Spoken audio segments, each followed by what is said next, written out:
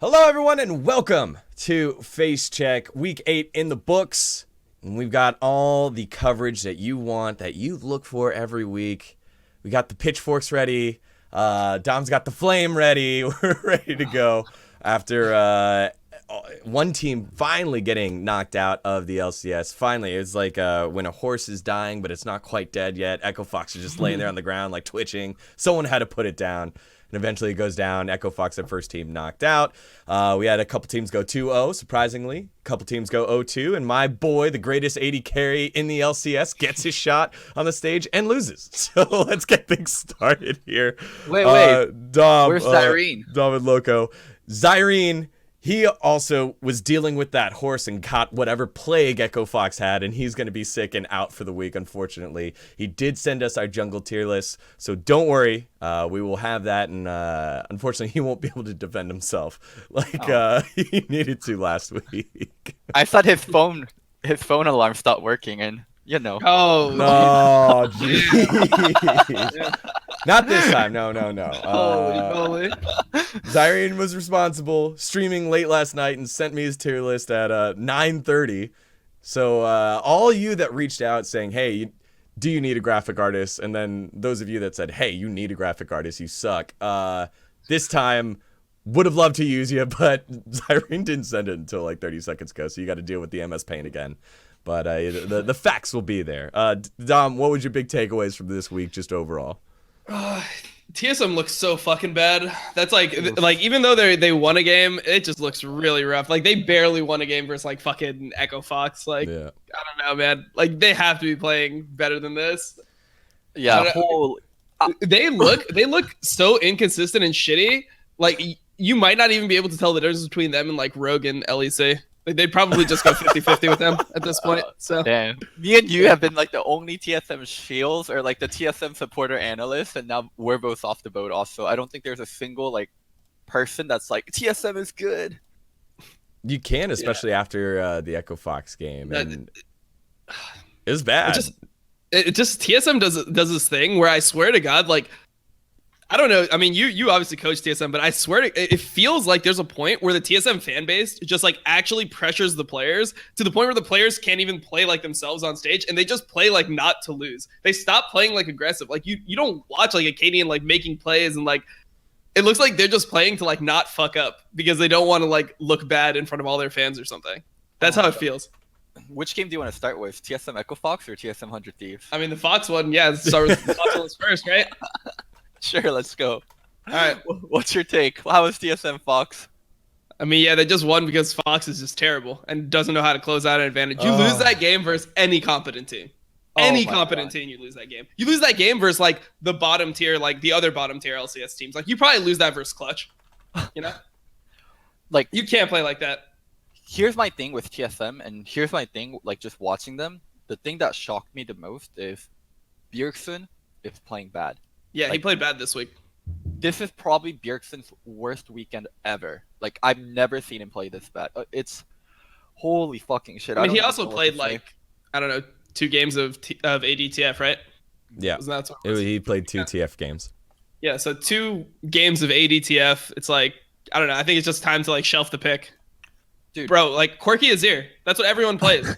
Everyone just plays Corki Azir. Just fucking play Corki Azir, dude. He's good at both. He's really solid at both those champions. Stop trying to make TF work. Like TF into Corki, okay, I get it. You can kind of just even farm versus the Corki. The Corki can't really pressure you. You end up being able to like do your TF shit, gank bottom, all that stuff while not getting pressured. So it's like you try to just 50-50 the lane and then you have TF ult. Like I understand the idea of it, but it's just like just play the fucking Azir, man. Just play Corki Azir every game. That's Remember what I'm what? gonna say. Remember like the fun stat you told us last week? Like Mike Young has like 0 ganks or 0 kills Yep. 15 minutes into the game. Holy Mhm. fuck. So Mike Young did 3 buff on Elise, and he was coming from the far side where Bjergsen wasn't hugging it. So Bjergsen's hugging the other side. Mike Young comes from the far side, repels, transforms, flash cocoons, and Bjergsen doesn't flash to dodge it, and then he gets hit by the cocoon, and both him and Acadian die. I was like, I what swear to the God, fuck? My jaw dropped. My jaw that's dropped. literally one of those plays where you he just disrespects Mike Young. So he's like, there's no way I have to flash this flash cocoon, right? Like this motherfucker, like I'm hugging the left side. This motherfucker repels, flash cocoons. Like I have to flash. It's like normally if you do that, it's like you're so far like, oh, like you have so much distance that you can get away anyway. And they probably could have actually both lived there still. I think if like Acadian didn't go in, if Acadian just like threw a Q and they played it like run the fuck away, like we can't fight this. They like kind of like half fought it, and I think that's why they both died.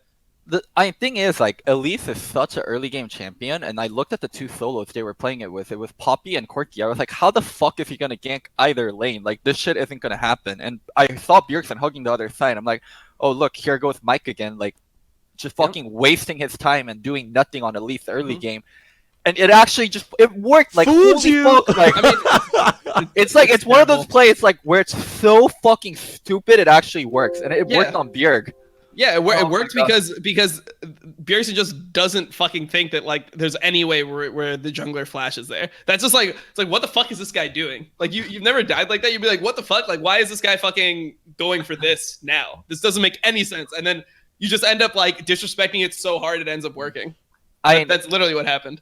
It's been such a long time since I played pro, but one thing I do remember about playing pro is like thinking that everyone's a little bit better than they are. Like people would do something and I'm like, oh man, he's gonna do this and this and this, and I need to prep for this, and they would do something stupid. But every time like someone would come near my lane or someone would trade with me, I expected the best out of them. I don't think really. I was the exact opposite with how like when I ganked lanes. This is what it is as a jungler. You see pros on stage fuck up so many times when you gank them that you just assume that everyone is bad. You're like everyone just dies to everything still. Like you think it's like one of those things where you can't gank its LCS stage. I mean, you won't be able to get as many ganks off, but if you go for like a good, well-timed gank where you like plan it out like through like vision that you've denied, etc., you can kill fucking everyone. Like people just misplay ganks all the time. It's literally that fucking Bjergsen gank. Like that is literally the gank. Like no one dies to that ever. Like no one dies to that ever except right then on stage. Dude, moving on from the gank, the whole game was so fucking bad. It was so fucking atrocious. There were so many fights and so many chases where it's like one team chases all the way, they burn their cooldown, and they get chunked enough where the other team chases, and then people start rezzing and teleporting it, and it turns to fight. It's like people just kept chasing and kept fighting until they can't fight anymore, and the other team beats them. It's it's fucking dumb. It's also like Sven was fucking L9 as fuck that game. He literally just like he trolled so many fucking ults. Like TSM played without a Sona ult for the first 25 minutes of that game. He missed every single one, throwing it on Elise that like repels. Like I don't know anyone. Like and the only reason they win that is because Sona sustained. Like that was the only thing they used about Sona. The reason why those fights were just like backing off and stuff is like TSM would fuck up everything, but they would just be able to sit there and heal for long enough with Sona that they could actually like re-enter the fight. It wasn't like they actually played things right ever. And I feel like that's the difference between teams that can actually play Sona and teams that can't, is like, can the Sona player like get the picks with your ult? Because it's a very different skill set than AD carry normally like needs. Like it's just it's very rare where you're like flash ulting into a fight every time. So like all these brain dead NA players, they just can't fucking handle like dealing with like that ability. So we only play it for the sustain. It's so sad. Dude, I mean, I say this almost every episode, but it frustrates me to no end that Zeben, someone that's been consistent his entire fucking life. He's been so bad. He's been so fucking... Yeah, like, you know, like, players like Ganked by Mom, or players like Piglet that come over and that do bad, like, I understand. Like, these people are, like, hard to work with. Like, they had different priorities. Like, all Zeben does is play League and he's bad. It's just, what the fuck? Like, it's... I think what really like mind fucked a lot of these ADs is like watching Perks play. That's my new mentality. I think that Perks as a player like mind fucked every other AD player because they realize like how much like other stuff is out there, and then they try to work that into their gameplay, but they just don't have the ability to do it. So like Perks will just play like fucking like Yasuo and shit like that, and then you saw fucking Sven play Yasuo in LCS. Like Sven played Yasuo in LCS. That's such a not Sven champion. Like when I think of Sven, I'm like, oh, he's the guy that plays like backline damage dealing AD carries. Like he's just like the guy that you're gonna put on like Ashe, Caitlyn, something like that. That he's just gonna position pretty well, not die.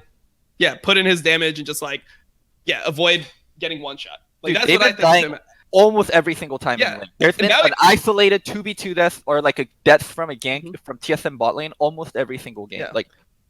Oh But my God. this is what I think the problem is. Like, you see all these other players see what Perks does, and then they just want to do that type of stuff. They're like, oh shit, Pyke Syndra. I saw Sneaky playing Pyke Syndra in solo queue, you know? And it's just like, these are just Perks champions. Like, he's a fucking top tier mid laner. He can play these champions. Like, you're an AD carry, dude. Maybe you can play Sona.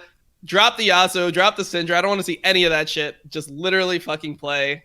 Like, Dude, play your you think fucking these pro players have the fucking ego to be like, no, Hell that's no. a Perks thing. I can't do it. Like, that's just a Perks thing. Don't expect me to be Perks. They're like, of course I can play Pyke. Of course I can play Syndra. This shit's so fucking easy. I'm a fucking pro player. What do you mean I can't play this shit? Yeah, Of well, course I like- can play Sona. Sona's so faithful. Do you feel Yeah, like it's not thought worth so. them even playing it and like practicing it? Because I think the thinking of a coach and of a team is, hey, if you play these things, you give us the best chance to win, but they're not good at it. So like, how do you do it? I think the thing that Perks exposed was how little the average AD player is like looking for change and looking to like get an advantage on other AD, like champion pick. That's something that almost every other role does consistently. Like, people are looking for the next like broken mid lane champion. Like, Kiana comes out, people are immediately playing it, that type of stuff. Like, AD carry players in general just kind of want to stick within their own comfort zone, their own like wheelhouse, and they don't want to like try to like progress the role into like something else. They just want it to be like AD carry. I play AD carries. This is my skill set. I'll play clean. I won't die to shit. Like, that is what they want to do every single time.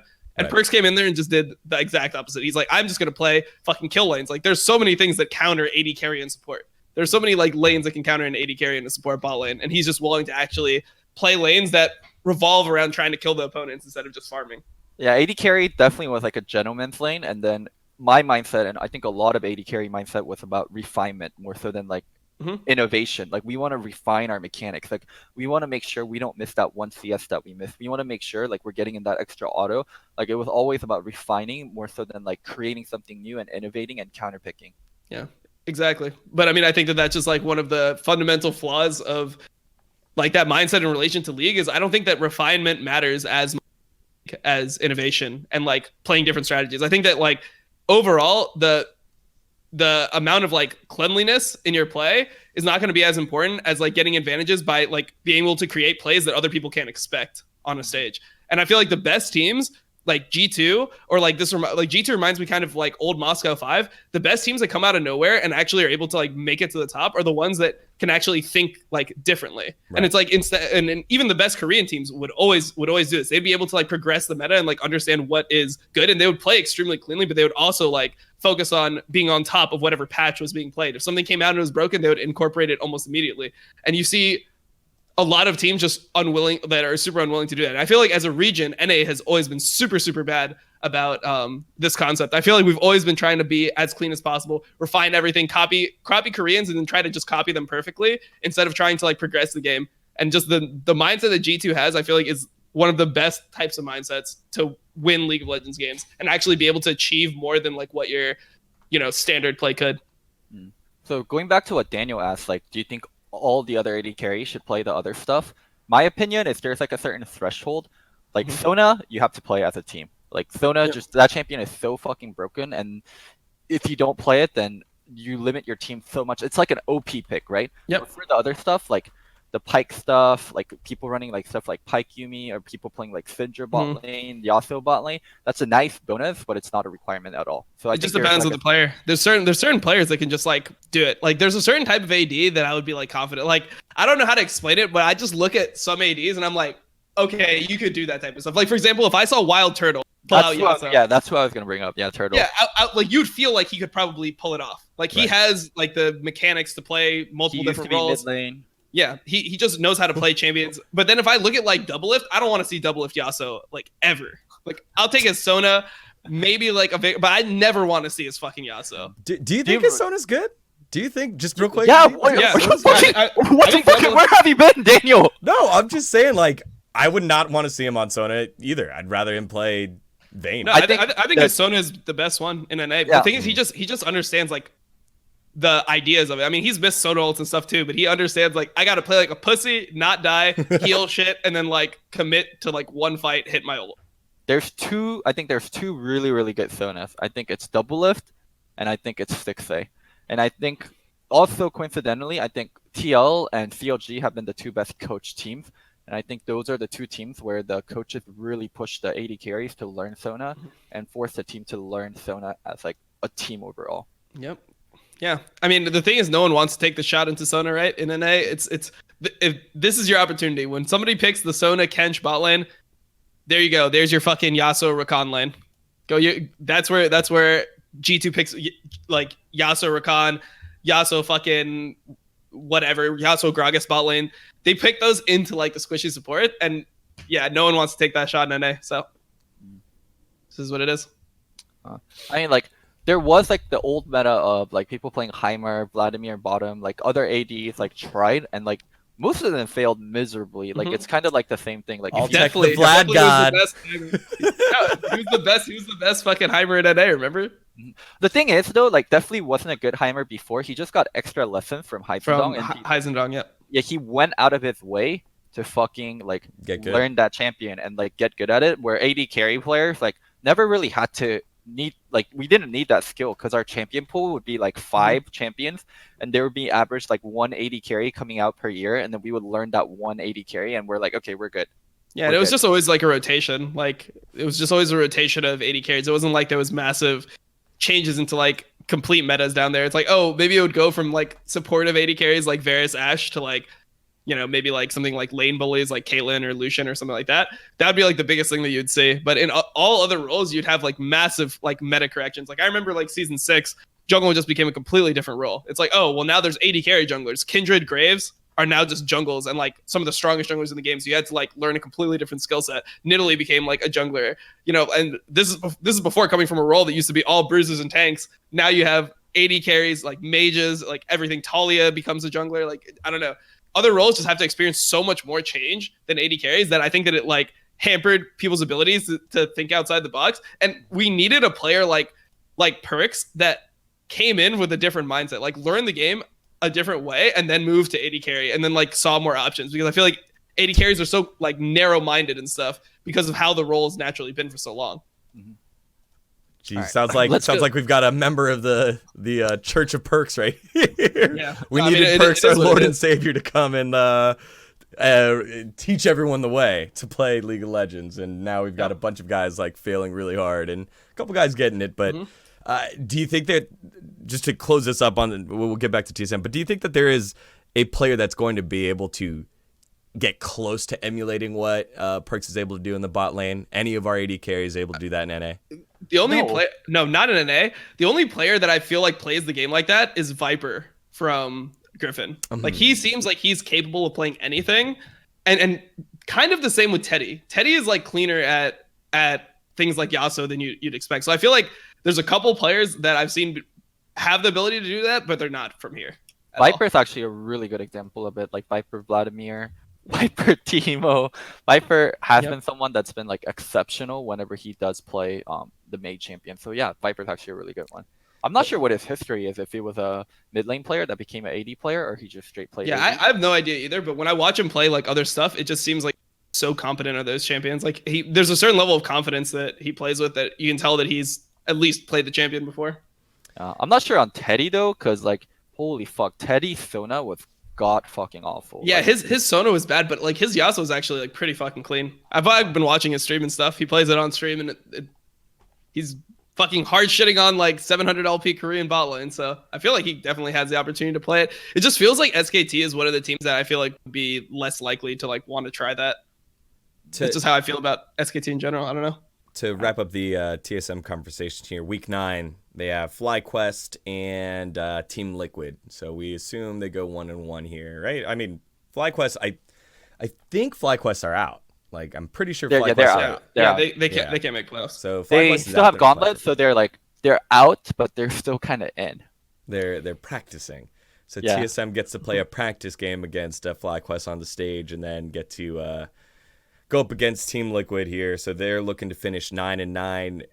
Do you think they're going to be able to fix their woes for next week to get ready into playoffs? So here's the thing about the TSM TL one. The TSM TL one, TSM will be better than they normally are. Like there's no way like TSM is like, oh my god, it's TL. Like they will put in the extra effort and they will bring their fucking A game because it's TSM versus TL, because it's Andy versus Steve, like it's because it's Bjergsen versus Double Lift. Like that game will fucking matter, and TSM will bring their best. We might get a competitive match, or it might be a shit stomp, but I know for a fact like that's a game like people are gonna want to watch, and like both teams are gonna take so fucking serious.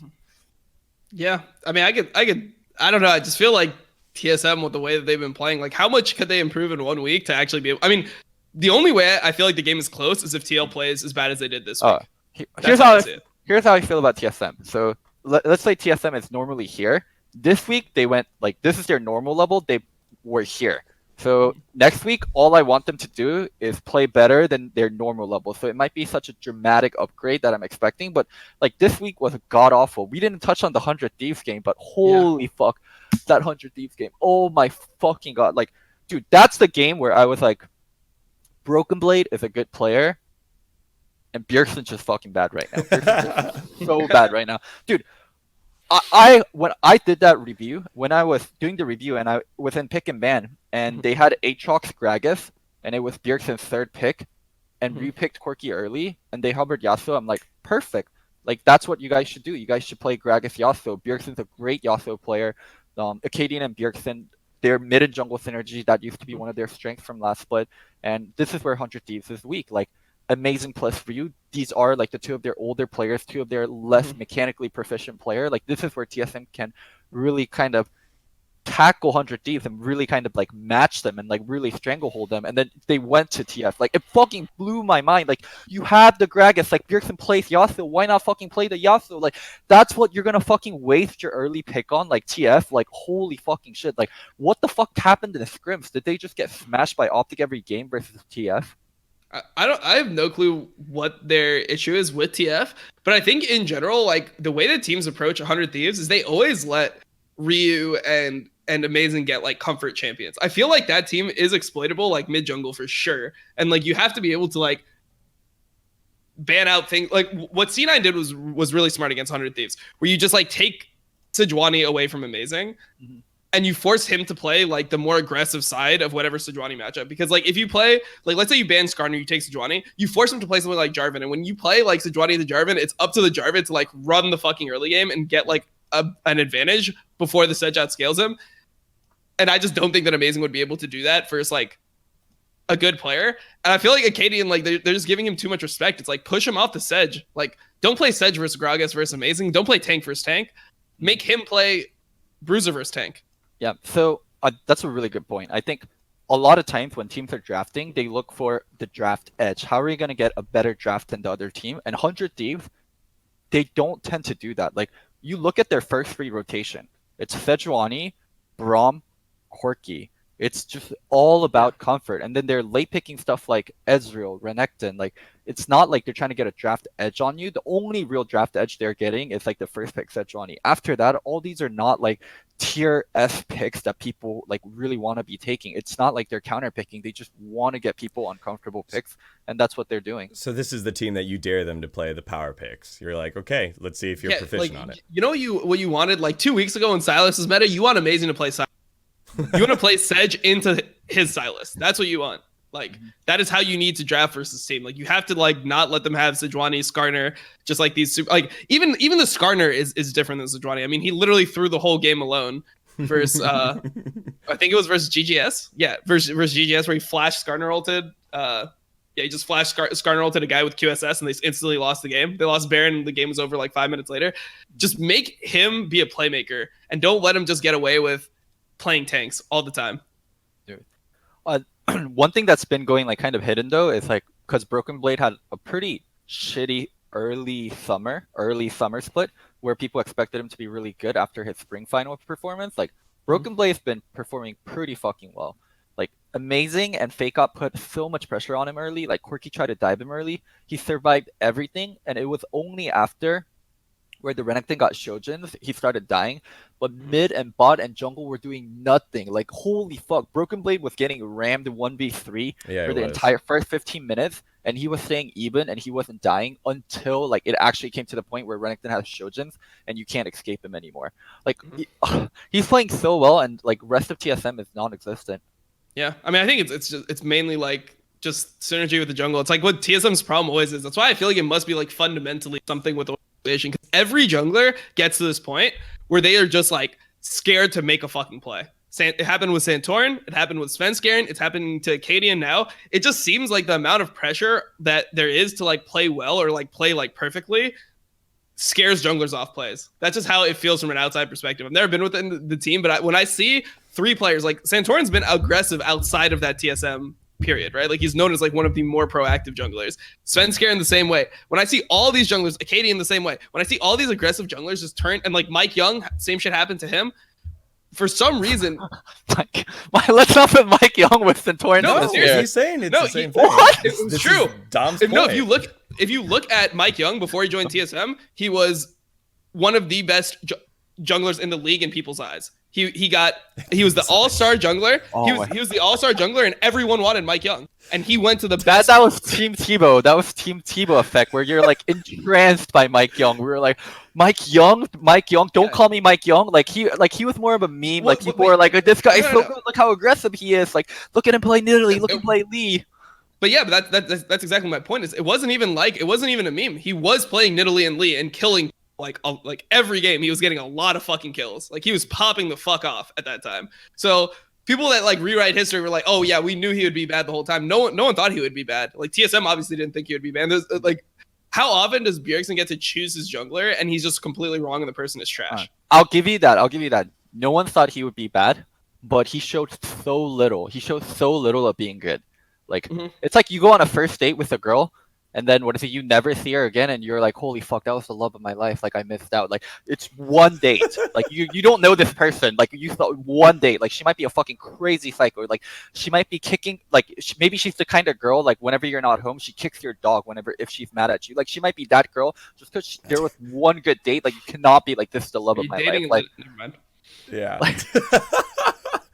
I will say, though, that was probably like some of the best analysis we've gotten from Dom in a long time. Like people rewrote how bad Mike Young was, and he wasn't. I will also say again, and I've said it every time we talk about Mike, at Riot, we hyped the crap out of Mike Young. He showed so little, Daniel. He showed so little. What I'm saying is, in those little things, I'm agreeing with you. In those little things that he did show, we made it seem like it was an LCS MVP type play. And it was like a play. It was 3 weeks of really good on a Phoenix 1 that was in relegation that season. So I'm agreeing. Regardless of how Mike Young was, the point is all these junglers come into TSM as aggressive junglers, and they get on TSM, and then they're just like the biggest fucking pussies in the world. They get neutered. There has to be something fundamental about that org that is making all these players complete pussies on stage. There's been only there's only been 2 consistent factors: Bjerg and Andy. People used to blame my coaching, even with I'm not coaching there anymore, dog. I'm not coaching there anymore. The truth is coming out. Junglers if I'm not coaching there anymore. Loco just broke his NDA. Daddy Andy's gonna come down and descend from the rafters with this belt into Loco's screen. All right, well. I think we've beaten TSM to death here. Speaking of top-tier junglers, let's move away from TSMs and talk about 2 junglers that potentially could have been in a finals match here. It was the Team Liquid Cloud9 match, and we're going to cover more of the Team Liquid side of things first. They also had an earlier match this week against Optic that looked like they didn't deserve to win. A shaky week from TL as well, going 1-1 like TSM. But I wanted to start with this match because it was a lot of fun to go look back and forth. Kiana gets pulled out here by Niski, and he's the one that kind of drives Cloud9 forward in this match. Yeah. Dude, let me go back, or Dom, you start. Let me go look up the pick and ban again. There was something I wanted to mention. I don't know. I mean, I think TL versus C9. This felt like a really bad week for TL. It just felt like something happened where they were just like working on something. I mean, they said scrims went like shit, and then when you just watch the games, like it just looks like they're not confident. TL is a team where I don't know. The reason why TL always feels sketchy to root for, like internationally, is that TL will get behind. Like they will get behind it at points. And when you watch really, really good teams play, they're always like snowballing, but TL like gets behind in a decent amount of games. And then in NA, they just are able to come back by just like stalling out, and then just they make a better decision than the enemies. Like their fundamentals are so much better than all the NA teams that they can come back into a lot of these games. But you can literally see this game versus Optic.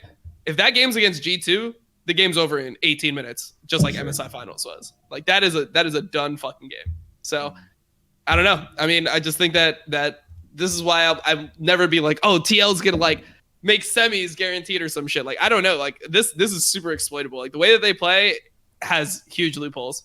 So I agree with you on an international scale. And I think the only team that's able to beat TL like this in NA right now is C9. C9 is a team like where they see small opportunities and they blow the game wide open. Like as you talked about, like TL got behind early. Like Jensen was getting solo killed over and over. Well, not solo killed, but getting killed by Niski and Spenskaren over and over again.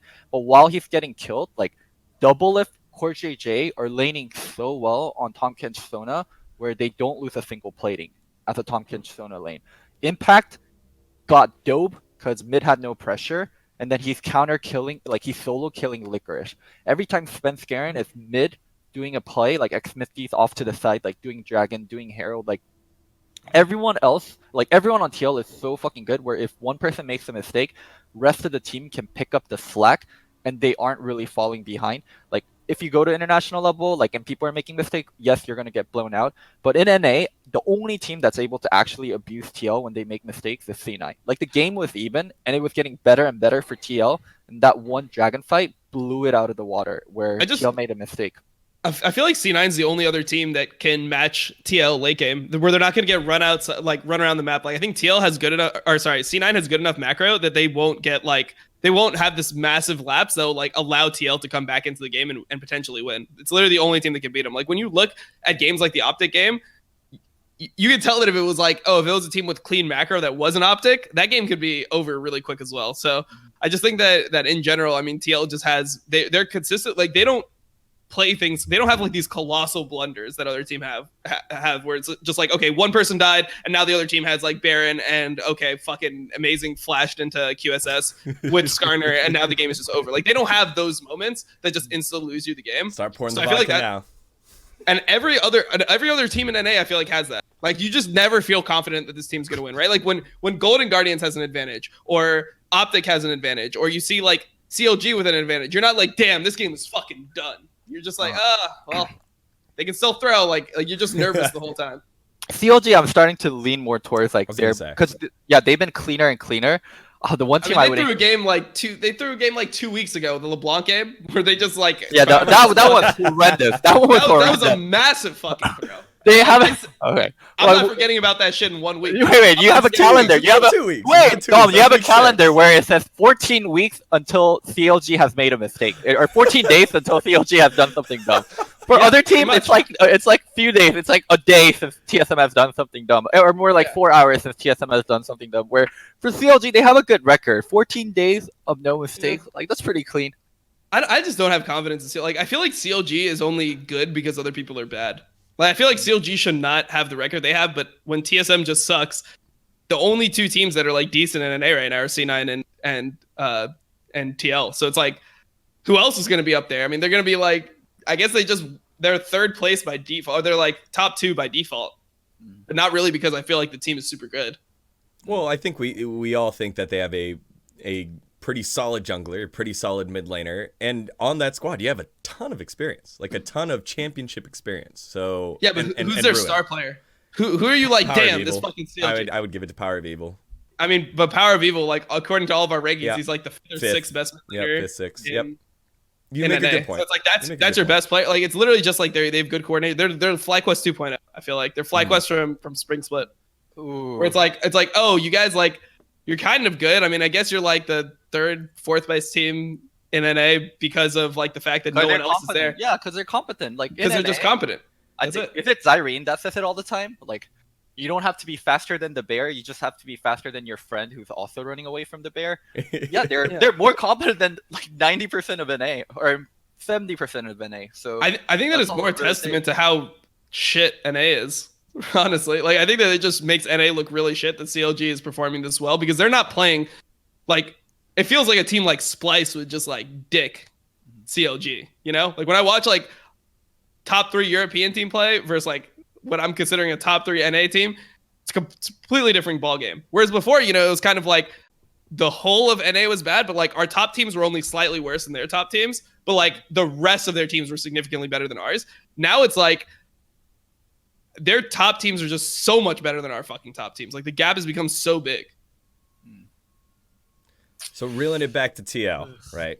Sorry, I sidetracked us bringing up CLG and if they are a top 3 team. Bringing it back to TL. You said that they feel a little unconfident coming into today's matches.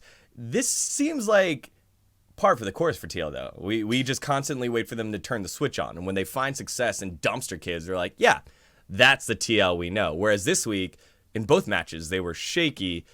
Is it now? What is it? Why are they doing that? Is that like where they're at? Is this just a weekly thing or this specific? They're going to bounce back for next week. What is it about TL that it feels like we give them way more leeway to turn the switch back on? Because they've done the same thing. They've done it over and over again where they're like, oh, we suck. Psych. All right, that's an easy question. Psych. All right, we handled that. All right, next question. Yeah, I know. I tried to set that up. Right. Every time something important has come up, like, oh, there's like a grudge match versus TSM. Oh, it's playoff time. Oh, it's Rift Rivals. Like, they've shown up. Like, whenever it counts, like, they've shown up. They've been lazy in class, but during tests, like, they've shown up. Yeah, I mean, it hasn't even been close. Like I guess last spring they did go down 0-2. That was the closest it's been. But like the whole way, you just always have like confidence in the team. It's like the same way it used to be with TSM in NA. It's like until they actually fucking lose playoffs, you don't expect them to lose. Like season 5 summer, like yeah, you don't expect them to just draft that poorly and just like have Yasuo like over and over again in the finals and then just like lose the series and prevent TL from getting to Worlds. So. Yeah, I think it's just it's just one of those things where you just have to have confidence that they're going to be able to do it over and over again. And this is almost the inverse of that. Like TL's in such a crap spot because now they're expected to win NA. If they don't, they're shit. And everyone's going to assume that they're going to just like waffle and choke until they win Worlds. So it's literally, or like get to semis of Worlds. It's literally, you've got to make it out of groups and probably win one game in Worlds so that you shake this moniker of being, oh, this is just what TL does. They're just like the shifty team that turns it on. I don't know. Or they falter and they're crap because they have all this talent, they wasted it away. This doesn't seem fair. You can sense a team's confidence, I feel like. Just based on like how they interact. Like you can tell when TL has a bad week. It's not like they're like, oh shit, we're unsure. Like we fucked up. Let's just get our shit together and then we'll be fine. Like I feel like their attitude towards like, oh, we'll probably win. Like they think they'll probably win. So I feel like it's kind of like a self-fulfilling prophecy where all these teams are like, I hope we win. We're going to try our best to win. But they kind of expect not to at the same time. Like if you look at CLG, those players are kind of like, damn, I hope we go to Worlds. Like that's probably the highest they think they can achieve. Like I don't think that CLG thinks they can win a championship this split. And like they all truly believe that that is like something that's attainable. I think that they're just Weldon's from Ember. It's about a year late, but an NA team will be kissing the World Champion Cup very soon. I'm pretty sure I agree with you. I actually agree with you. The LG players probably think they can't get past like, oh, we're gonna make Worlds, but like I'm sure like they're preaching we're gonna win Worlds. Like Madison Square Garden, like Weldon, like I'm pretty sure they have it up somewhere as like their ultimate goal, like winning Worlds before TSM. Yeah, sure. They're honestly just gonna be they would be so happy if they just went to Worlds. That's a massive achievement for like these players. Like Biofrost hasn't played fucking playoffs. Stixley hasn't played playoffs in like 2-3 years or some shit at this point. Biofrost to just be there. Has never lost a best of 5 in North America. Yeah, true. He has never lost a best of 5 in North America. Because he played 3 splits on TSM and only one, and then he just. The last 2 years. So what's crazy is he's actually been off TSM longer than he was on at this point. Isn't that crazy? Yeah, and he hasn't like most of the time he's been like on a bottom tier team in LCS. That's so crazy. Yeah, I agree with the TSM brand fact. Still carrying him.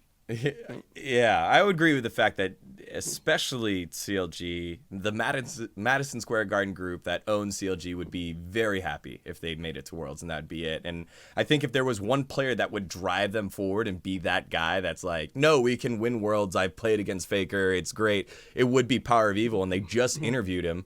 And he was like, I'm just here to help the guys. It felt like he was like a ringer. He's like, I'm here to help the guys do well and feel good and hope that we can win together. I was like, what? Like, he needed to be. I thought that was the opportunity for him to be like, plant the flag in the ground for all CLG fans. And he's like, no, I'm just, aching for my next contract, hoping that I get some of that New York Knicks, New York Rangers, Madison Square Garden money for next season. I was like, this is weird. This is a weird interview. Both Zabutin and Weldon have said, like, Pyre Beeble is one of the best teammates they have ever worked with. Mm-hmm. Wow, really? Yeah. Mm-hmm. I've heard, because were there problems between Acadian and Power Beeble? Yeah, there was. No, I do remember that. There being problems between Acadian and Pyre Beeble, like some kind of pink word bullshit, like where Pyre Beeble, like Acadian couldn't play the game. Yeah, didn't place the pink ward in his mid side jungle or side brush, and Pyre Beeble was like, I can't play the game. My jungler's not placing a pink ward in my brush. On the tournament realm, Acadian changed his name to Dog, and so I think Big changed his name to Dog 2, so it was Dog 1 and Dog 2 for Power Beeble. Power Beeble Dog 1 and Power Beeble Dog 2. Yeah. Dude, oh my god, that's such a passive aggressive dig. Like, you laugh, but inside you're thinking, motherfucker. Like, is that what you think? Is that what you think of me? Like, I'm this 100%. Like, what the fuck? You think Acadian and Big didn't think that like Power Beeble was just a pretentious motherfucker? Of course. You have to think he's that. So nice. Yeah, of course, but it's just like the way that they use the game is like, like, I mean, it's just like he's a European carry mid laner. Our mid laners are not like that. Our mid laners just work with what you got. They're not like, I need this here, like ward this shit. I'm gonna carry this fucking game. Like, they're sitting there, they're like, okay, well, I'm fine. Like, I'm like CSing. Like, you think DeMonte or Pobelter is like demanding fucking pink wards of his fucking team? Like, yo, you ward this shit or I'm AFK, bitch. Like, you need to have that European like spice in your blood to be able to do that type of shit. I swear. I heard DeMonte ask for a pretty decent amount of resources from my sources. Yeah, but he doesn't even believe it. He just thinks that he's supposed to say that. I need you to TP right now. No. Yeah, he doesn't believe it like in his core, man. You can look at somebody and you can tell. Just like he wants to be a carry mid laner because he's like, I'm gonna change. I'm gonna be a carry. Oh, Dom. It's like you could stare at somebody. You can tell. It's like he wants to be a Chad. It's like, oh, that's cute that you think you can be like a solid mid laner. Like, enjoy being on clutch. Like, that's just how you feel, man. He wants to be a Chad, but he's a Joseph. Like, certain players, like, you just sense, you're like, damn, this guy just has like that confidence. Like, he just thinks he's the fucking best, right? When I look at like EU mid laners, right, like just a random one, like Jizuke, right? Jizuke probably still thinks he's the best mid laner in EU. I swear to God. He probably thinks like, yeah, I mean, Caps just has better teammates, so he looks better. But I bet you Jizuke believes he is the best fucking mid laner in Europe. That's such a European mentality. Yeah, but that's good, and NA players don't have that. Like, you look at like DeMonte, he's like, well, I'm probably not as bad as people think I am. Like, that's probably what he thinks. He's like, I'm not like a 10th place mid laner, but he doesn't actually think that it's like, this is my fucking region, bitch. Like, he doesn't have that mentality. Oh. I'm serious too. I'm saying it in a funny way, but I'm serious. Like, I think that this is a fundamental problem about like the just the mindset of like NA players versus like the mindset of European players. Tanner, if you're watching, let us know what goes on inside your mind when you see tier lists and your name's always around 9 or 10. I think I put you at 8, 9, or 10. Let us know how you feel. He's probably like, these idiots put Bjergsen at number 1. Why did I give a fuck? Hey, Bjergsen number 1 last week. Like, yeah, where's Zyrene? Zyrene can't come here and take all the credit. All right, I digress. Let's go back to our two teams that we have here on the screen. We had TL and Cloud9. One of the things that Cloud9 did this week was put in the greatest AD carry to play in the LCS. Definitely gets to get his shot on stage. Oh, God. They put him on Ezreal. Like, that's not even a deathly champ, but they put him on Ezreal, and he's like, all right, great. I'm back with my enemy esports. Or not, it was the enemy E-United squad with Zazel. Big boys, Beard's even bigger now. Licorice up top. I've got Niski, who is a solid mid laner, and then he got to play Academy with Svenskeren a couple times, so he's already used to Svenskeren. He's ready to go, and he gives up first blood off of like a level 2 gank, just roaming right on through. Was that against Amazing? Who was it? Who did they play? I forgot. But either way, they gave it up super early. FlyQuest, Santorin. So Santorin just comes and ruins his day, ruins everything, and they look like crap. They sub in Sneaky, and they like dumpster TL in the preview of the finals. What are your thoughts on this whole AD carry thing? Yeah, so let me give my first thoughts. That gank that Santorin did, the red buff into level 2 bottom, especially versus a Yuumi Ezreal lane, that's something European teams did to NA teams at Rift Rivals. Like Ezreal Yuumi is so vulnerable at level 1 because Ezreal's gonna take Q. He doesn't have an escape, and Yuumi is not a real champion. So you can gank that lane so easily, and you should know if you're an Ezreal Yuumi that they're gonna do that level like or just past the blue side. Like you just have to think about it. You have to think about the possibility for sure. Yeah. I blame the jungler for not telling my boy Deathly, like, what kind of team is this? Definitely not a rookie, but that was such a rookie mistake. It's for like sure. This like trick that you should know and you fell for. The moment Santorin's starting red and it's versus Ezreal Yuumi, I'm like, holy fucking shit, that gank's gonna happen. It's gonna come. And definitely wasn't prepped for it. If I was coaching him, I would have told him. I would have told him to watch out. I actually would have told him. It's a good taking shots at Reaper while you can. I don't know, I think it's a good mindset to have, though. Like a bunch of the champions that end up being strong in an air are champions that aren't exploitable, or like are champions that are exploitable, but like people don't actually do the things to exploit it. So it's good to see like people like Santorin take advantage. It's like, hey, they picked fucking Yuumi. This is the weakness of Yuumi. Like, have you ever ganked the fucking Yuumi lane? Have you played jungle and ganked Yuumi lane? It is the easiest fucking thing to gank. Like you literally, like if it's Yuumi in anything, it's the easiest fucking champion to kill in the game. But people just aren't willing to like, commit to it. So it was good to see that out of FlyQuest. I mean, I think that's why Santorin is still a good jungler. I mean, he just always is able to get advantage. Oh, I think he dropped his mic. No. I heard something fall before it happened. Yeah, it's his computer. His computer fell over. Oh my god. Whoa. It's like, oh, there we go. Oh, okay. Wait, can you not hear me? Yeah, there we go. You're live. You're live. Oh, it wasn't even my internet. It's just Discord. Oh. Yeah, Discord's bugging out. Yeah, Discord is lagging, apparently. Anyways, going back to the Yuumi thing, I'm not sure if you guys... we don't have this in our 7-Elevens, but back in like Asian 7-Elevens, like Japan and Korea, there's this thing called 1+1, where you buy something, like you buy a Coke, and then you get a Sprite for free. It's called the 1+1 deal. Whenever I gank a Yuumi lane, or whenever I play versus a Yuumi lane, it's 1+1. It's 1+1. You kill the AD, and then you get the Yuumi kill for free. Yep. So, I mean...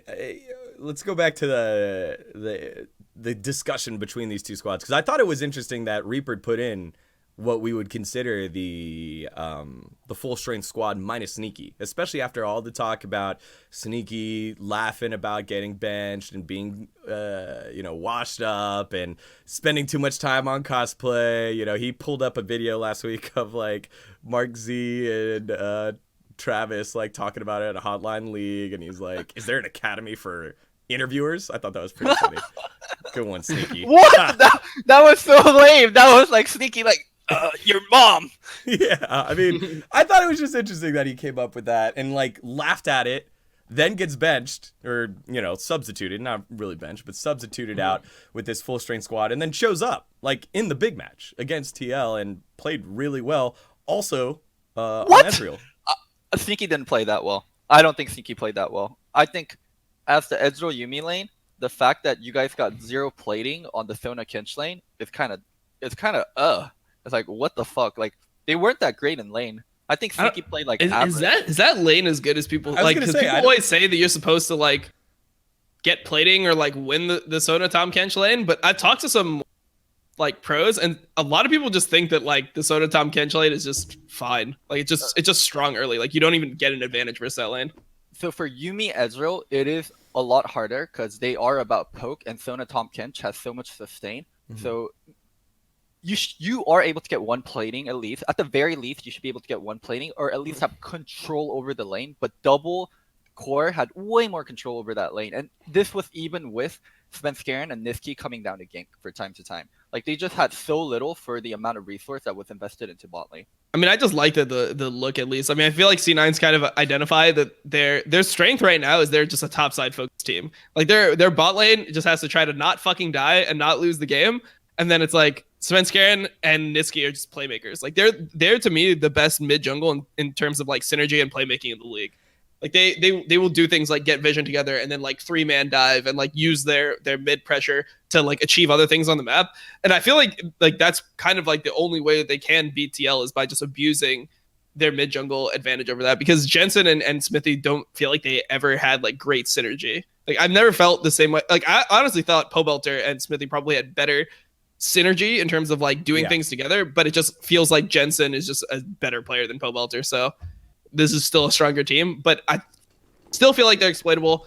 It's obviously happened before, like we saw at fucking MSI, them get exploited before, and it feels like that's the only reason why C9 has a chance of beating TL, for a title. And I like the fact that you said that C9 is a top focused team through their playmaking, because they were able to do it with both Licorice and Kumo. It's like Kumo comes in, and Kumo's a good player. He's not Licorice, but they made him look like Licorice. And so in the core components of that are Sven and Niski. And, you know, Reaper was interviewed and asked, like, hey, why are you subbing indefinitely? Well, we're looking to see who our 7th is going to be. And so they have 3 options. They have Blabber Sven, they've got Kumo Licorice, and then now they have Deathly Sneaky. Do you think that after this experiment, it's going to be Deathly Sneaky, or are you going to roll with Blabber and Sven and Kumo Licorice? Because I think they're going Kumo Licorice because of the injury, wrist injury. Yeah. So I think the one thing they already have set for sure is actually the Blabber one. I think that's the thing that was implied. Like Blabber is going to be our 6th. We're looking for the 7th between Kumo and Deathly. That's at least what I understand. I think Blabber is definitely the best player out of those 3, but I just think that Sven, I don't see when you're going to play Blabber over Sven. I don't see what his like defined advantage is. Like he's a little bit better than Sven early game. Maybe. Like Sven's early game is pretty fucking clean. So, and then he's just better throughout the game, and presumably shot call is better for the team as well. So you have to really kind of consider what is Blabber's advantage. Like when does he play over him? Like I think if I was me, I would bring Blabber and I'd bring Blabber and Deathly probably, because I don't think that there's ever like, unless Licorice is actually injured to the point where he might not be able to play games and you have to bring a sub. Like I just think that there's no reason why you'd ever like want to have Licorice like have Kumo there. Like when are you ever going to play Kumo? Like maybe you can play Blabber to like throw a team off in the early game. You give him like game 1 and it's like, okay, go out there, play Jarvan, get an advantage, and like let Sven watch the first match and then bring him in, like, and then bring Sven in the second game. I can kind of see that. Or if Sneaky continues underperforming, maybe you sub in Deathly, but I just think you can't ever bring Kumo unless Licorice is actually injured to the point where he might miss games. It is a really weird situation where Blabber is the best player, but he's also behind the best player. Yep, definitely. So, do you bring him in or not? And the Licorice Kumo situation, I think Licorice is like a straight upgrade, but yeah, it is just the injury. And definitely over Sneaky, like Sneaky is the most underperforming player out of like the 3 we're talking about, Licorice, Svenskeren, and Sneaky. So yeah, a lot of like benefits for all of those.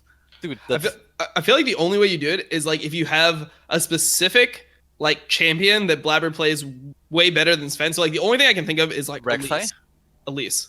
That's like Blabber's like original one trick. Rek'Sai, I mean, I think that he is probably a better Rek'Sai too, but maybe you just have like a champion like that where you're like, okay, we give Blabber game 1 and just like we either get a free game because he just takes over the game and wins, or we just let like Sven watch a game, because having a jungler watch your first game, super important. I remember KT actually did this a lot with Rush when they had Rush and score. They would put like Rush in game 1, he would just like run it down the first game. It's like, okay, now we saw what they look like. Then we put in score, and you just like have the series from that point. There's a way better example. Blink and Bengi. Why go with the Rush and score one? Go with Blink and Bengi. That was just so much better, Dom. Because I feel like the Blank and Bengi one, like Blank got way like more playing time in the beginning than Rush. Yeah. Like Blank was more of the team than Rush was. I felt like Rush was actually like a test dummy, you know? Like he was just thrown in there to like int. But quick, sign that player to our LCS squad. He's gonna fix it. But Blank and Bengi was like, okay, there's some champions that like, Blank just can play and Bengi can't. like Nidalee and Kindred and shit like that at that point. Okay. Well, Daniel, take us to the next topic. I think enough about C9 and enough about Deathly. No, man. Also, wait, one last thing. The biggest loser in all this is Golden Glue. Like Yeah. Golden Glue was Yeah. supposed to be like an LCS starter after the whole Worlds run and like the whole like the Swole Bros run, and then like now he's just full-time Academy, and he's not even the Academy like sub anymore. He's not the guy that's like subbing in for LCS. He just got straight turned into like full-on Academy player for C9. Yeah. I mean, Niski's just a better player by a lot, I think.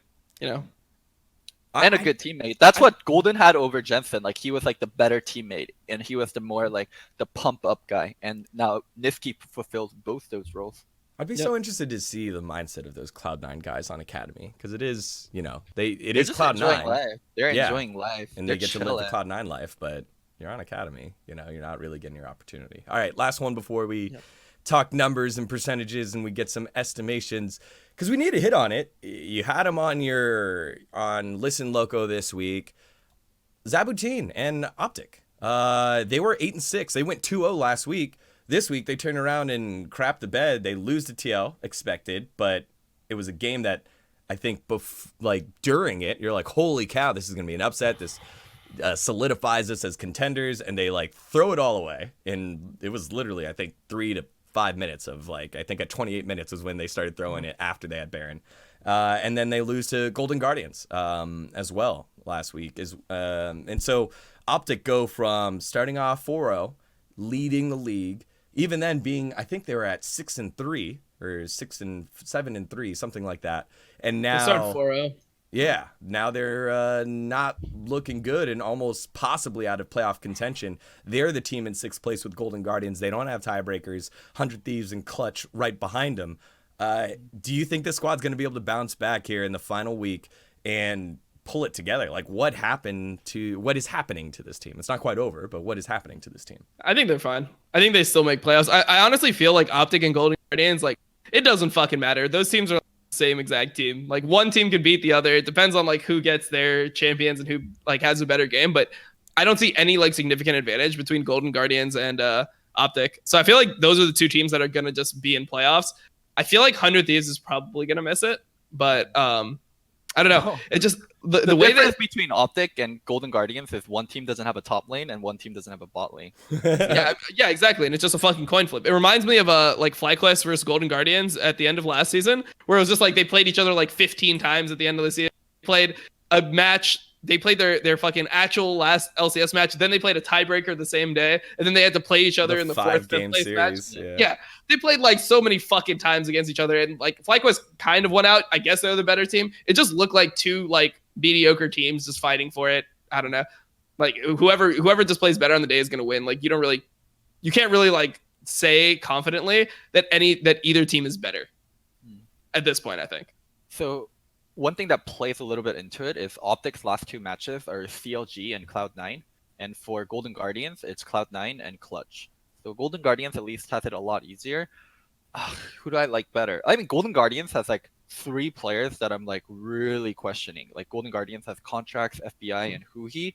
Like where I'm like, ooh, when I look at those 3. And then Optic only has like Dokla. It's like 1 incompetent player versus 3 incompetent players. I'm definitely going to lean towards the side.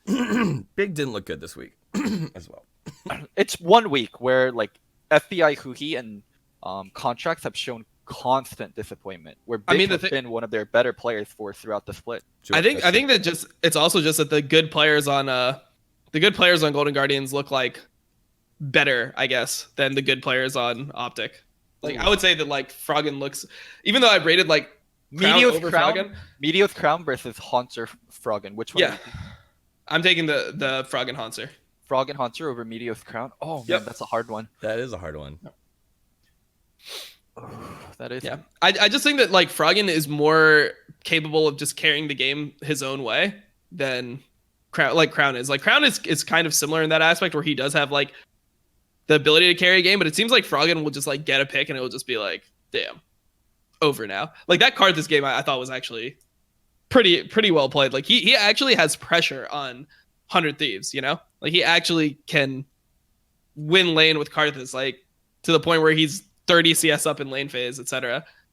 I don't know. I just have confidence in him being able to do it. And also I feel like the Optic players that are bad are just bad. Like Jokla is like bad most of the time, right? Like sometimes he does okay, but like most of the time he's like underperforming, right? Zabutin came on my show and told me Douglas Irelia was good. Yeah.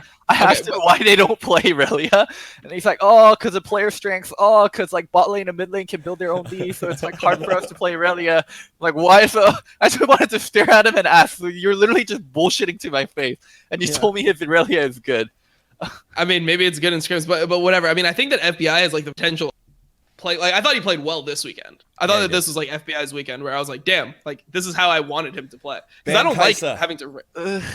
I don't like having to like rate him low on tier lists and just saying that he's like one of the worst players. Like realistically, that's what he was. That's how he was performing. But he was like an actual mechanical like god in OCE. Like he's able to hit Challenger in Korea like pretty easily. He's always been solid mechanically, and then he just had a bunch of like nerve issues on stage, I guess. But I don't know. I think that they have just more potential within their lineup. I heard of him as like a pop-off player, and he reminds me a lot of Lost, like both from OCE, both supposed to be really mechanically good, and both play team fighting, mechanical, heavy champions really well. But like if your go-to is Kai'Sa and that's what you're doing well on, like are you really fitting in? Are you really versatile enough where you're going to be good in playoffs? I don't know. I mean, I don't think that he'll be good enough to like beat one of the top teams. Like I don't think that C9 or TL will lose a series to them, but I think that they could potentially beat Optic with it. I think that he could potentially outperform Arrow in a series. Like I don't think that that's like out of question, even though Arrow is definitely better than him overall. I'm speaking of Arrow and like going back to like the TL Optic game. Holy fucking shit! Optic put on a show versus TL bot lane. Like TL bot lane is by far absolutely the best bot lane in the league.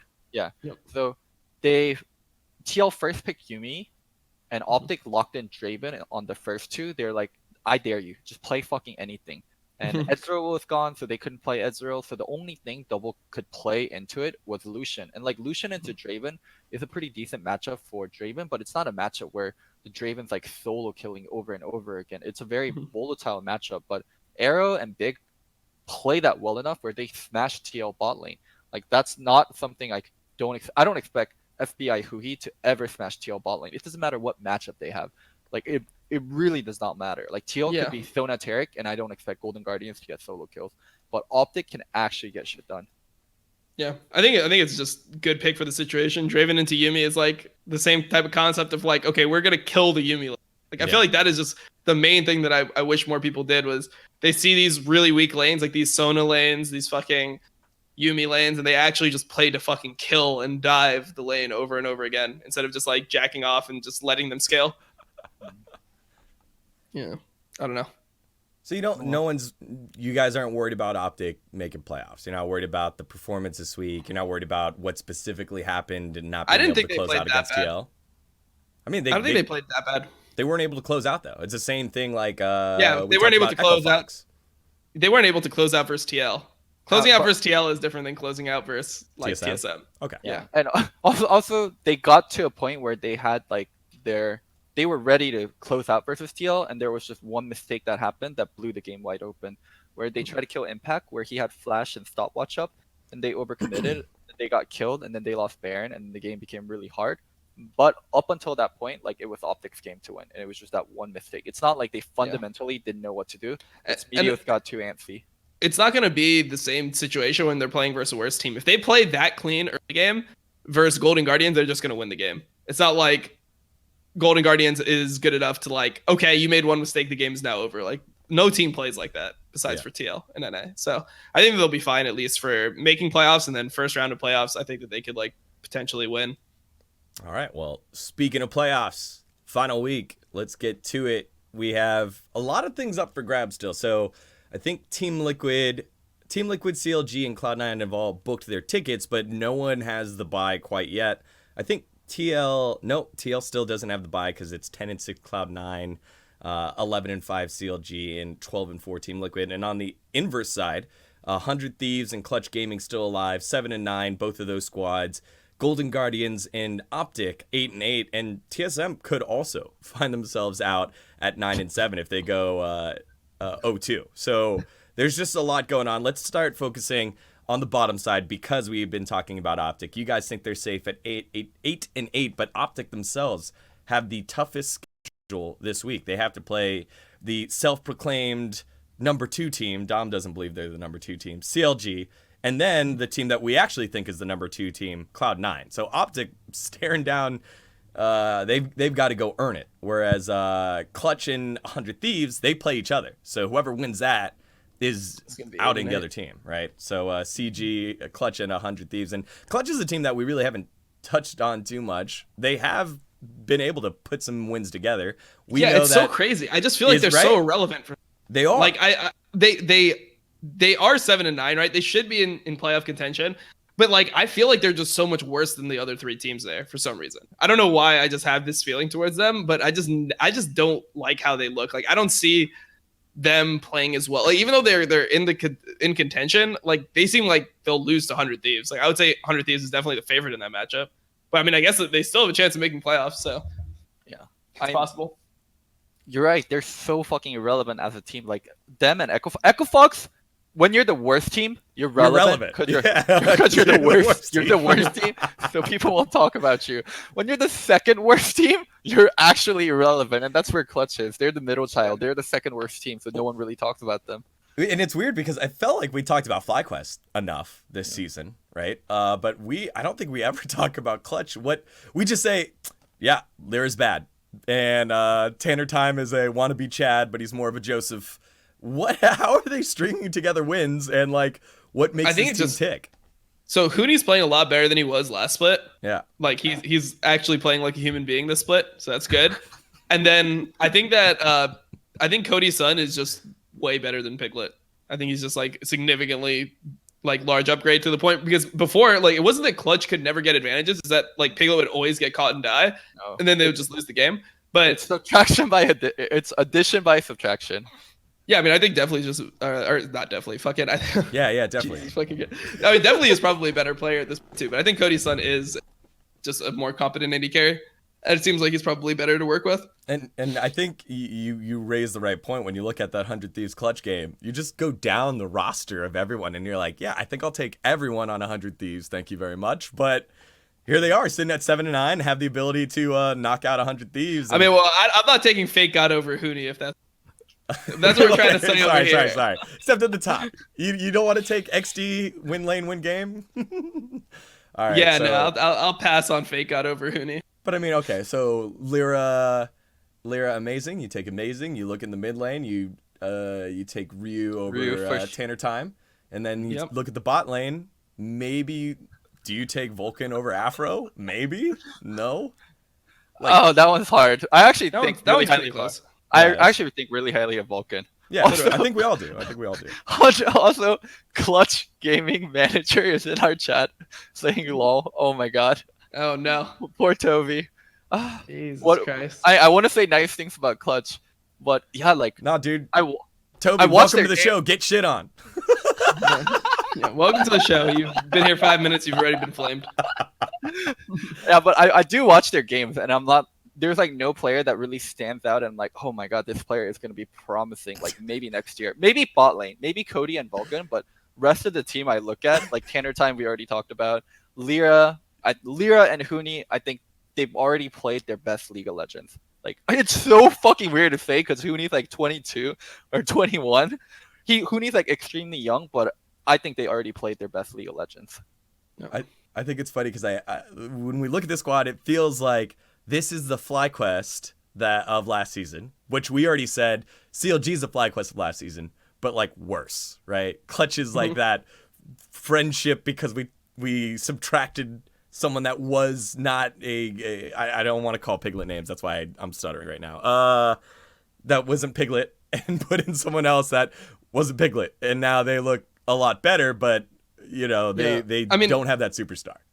I feel like Optic is the FlyQuest of last season. That's a team that I kind of look at as like the positive mental, like achieving more than like I guess the sum of their parts would indicate type team.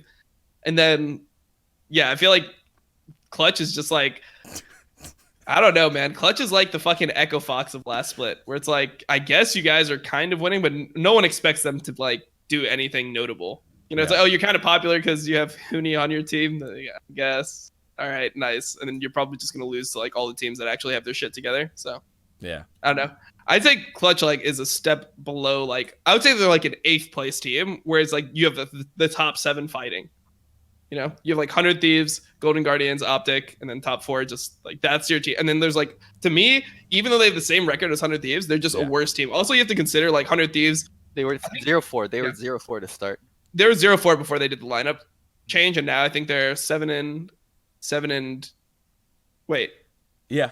Where they were 0-4 to start, and then there's. Are they actually 7-5? They're checking. 7 and 9, I think. They Yeah, were, but they're 7-5 with the roster. I thought they were doing better. they're thought they were 0-4. Yeah, they were 0-4 with the original roster, and then after the Mhm. swap, they've been 7-5. Oh, they were 0-5. They were 0-5 to start, and then they swapped. Really? 0 Yeah, They that's swapped what in the it middle was. of Week 3? Yeah. Huh. Yeah. Jesus. Yeah. Okay. So they're 0-5 to start, and then they win 7-4 afterwards. So 7-4, 7-4 like sounds like, so much better than 7-5. Yeah, of course. Like 7-4 is like what CLG was doing. They're a team that can still like play League of Legends and take games. I mean, they made good work of TSM. Where it's like even when Clutch plays those top like the top 4 teams or whatever, they still just look so sketchy. I don't know. I mean, Clutch was a bottom feeder team last season. Then they made their roster change, and now they're in playoff contention. So, playoff roster changes aren't just off. I mean, they went from being like a 9th place team to an 8th. Congratulations, dude. You did it. I tried, Toby. Sorry. Wait.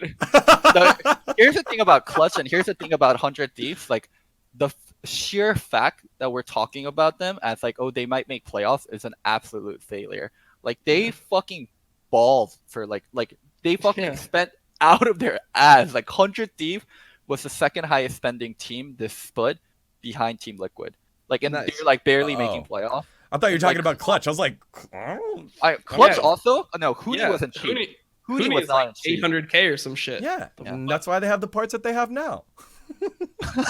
I mean, the problem, they just bang too hard on like this like Korean city. Sorry, It's like, Tanner. oh, we have all these like we're gonna have like a Korean team. They're like, we're gonna have the So- majority of our team be Korean, and hopefully that means Korean players will perform as they did in Korea. And it just didn't happen. It's like, oh, Lyra still sucks and Piglet was bad too. So I actually interviewed for when I was moved on from the Golden Guardians. I actually interviewed for the Clutch spot, the Clutch. Did you What, get for the 80 job? for- Did for you get the 80 job, Daniel? No, For and I 80 got to. carry? Yes, and I decided to hang with you guys instead. I was like, you know what? Nice. I don't speak Korean, not my thing. And So, so, it was between you and Tanner for mid lane? yeah, that's what it was. Sorry, guys. I don't like isolation. I like to talk. And so when they brought up the idea that it was going to be a full Korean roster, I was like, this is going to be real good or real bad real fast. And I think it was by like week 3 last season, people were saying, oh, yeah, Piglet's popping off on the mouth like in the player room and stuff. And I was like, this is Dude, crazy. I love how they got like a full Korean roster. They're like, you know what would be great if he got a relatively new North American coach. Like, if you're gonna get a full Korean roster, get a fucking. You Korean have to coach. get that Get a fucking Korean. yeah. You have to have an old Korean coach too, somebody that they have to respect. Damn, only if there was a Korean coach that was available during that time at the beginning of the season, not attached to anyone. Logos too American. that Logos too would've- American. I honestly agree with Tom. I think I could have been a good fit if I put a lot of work into it.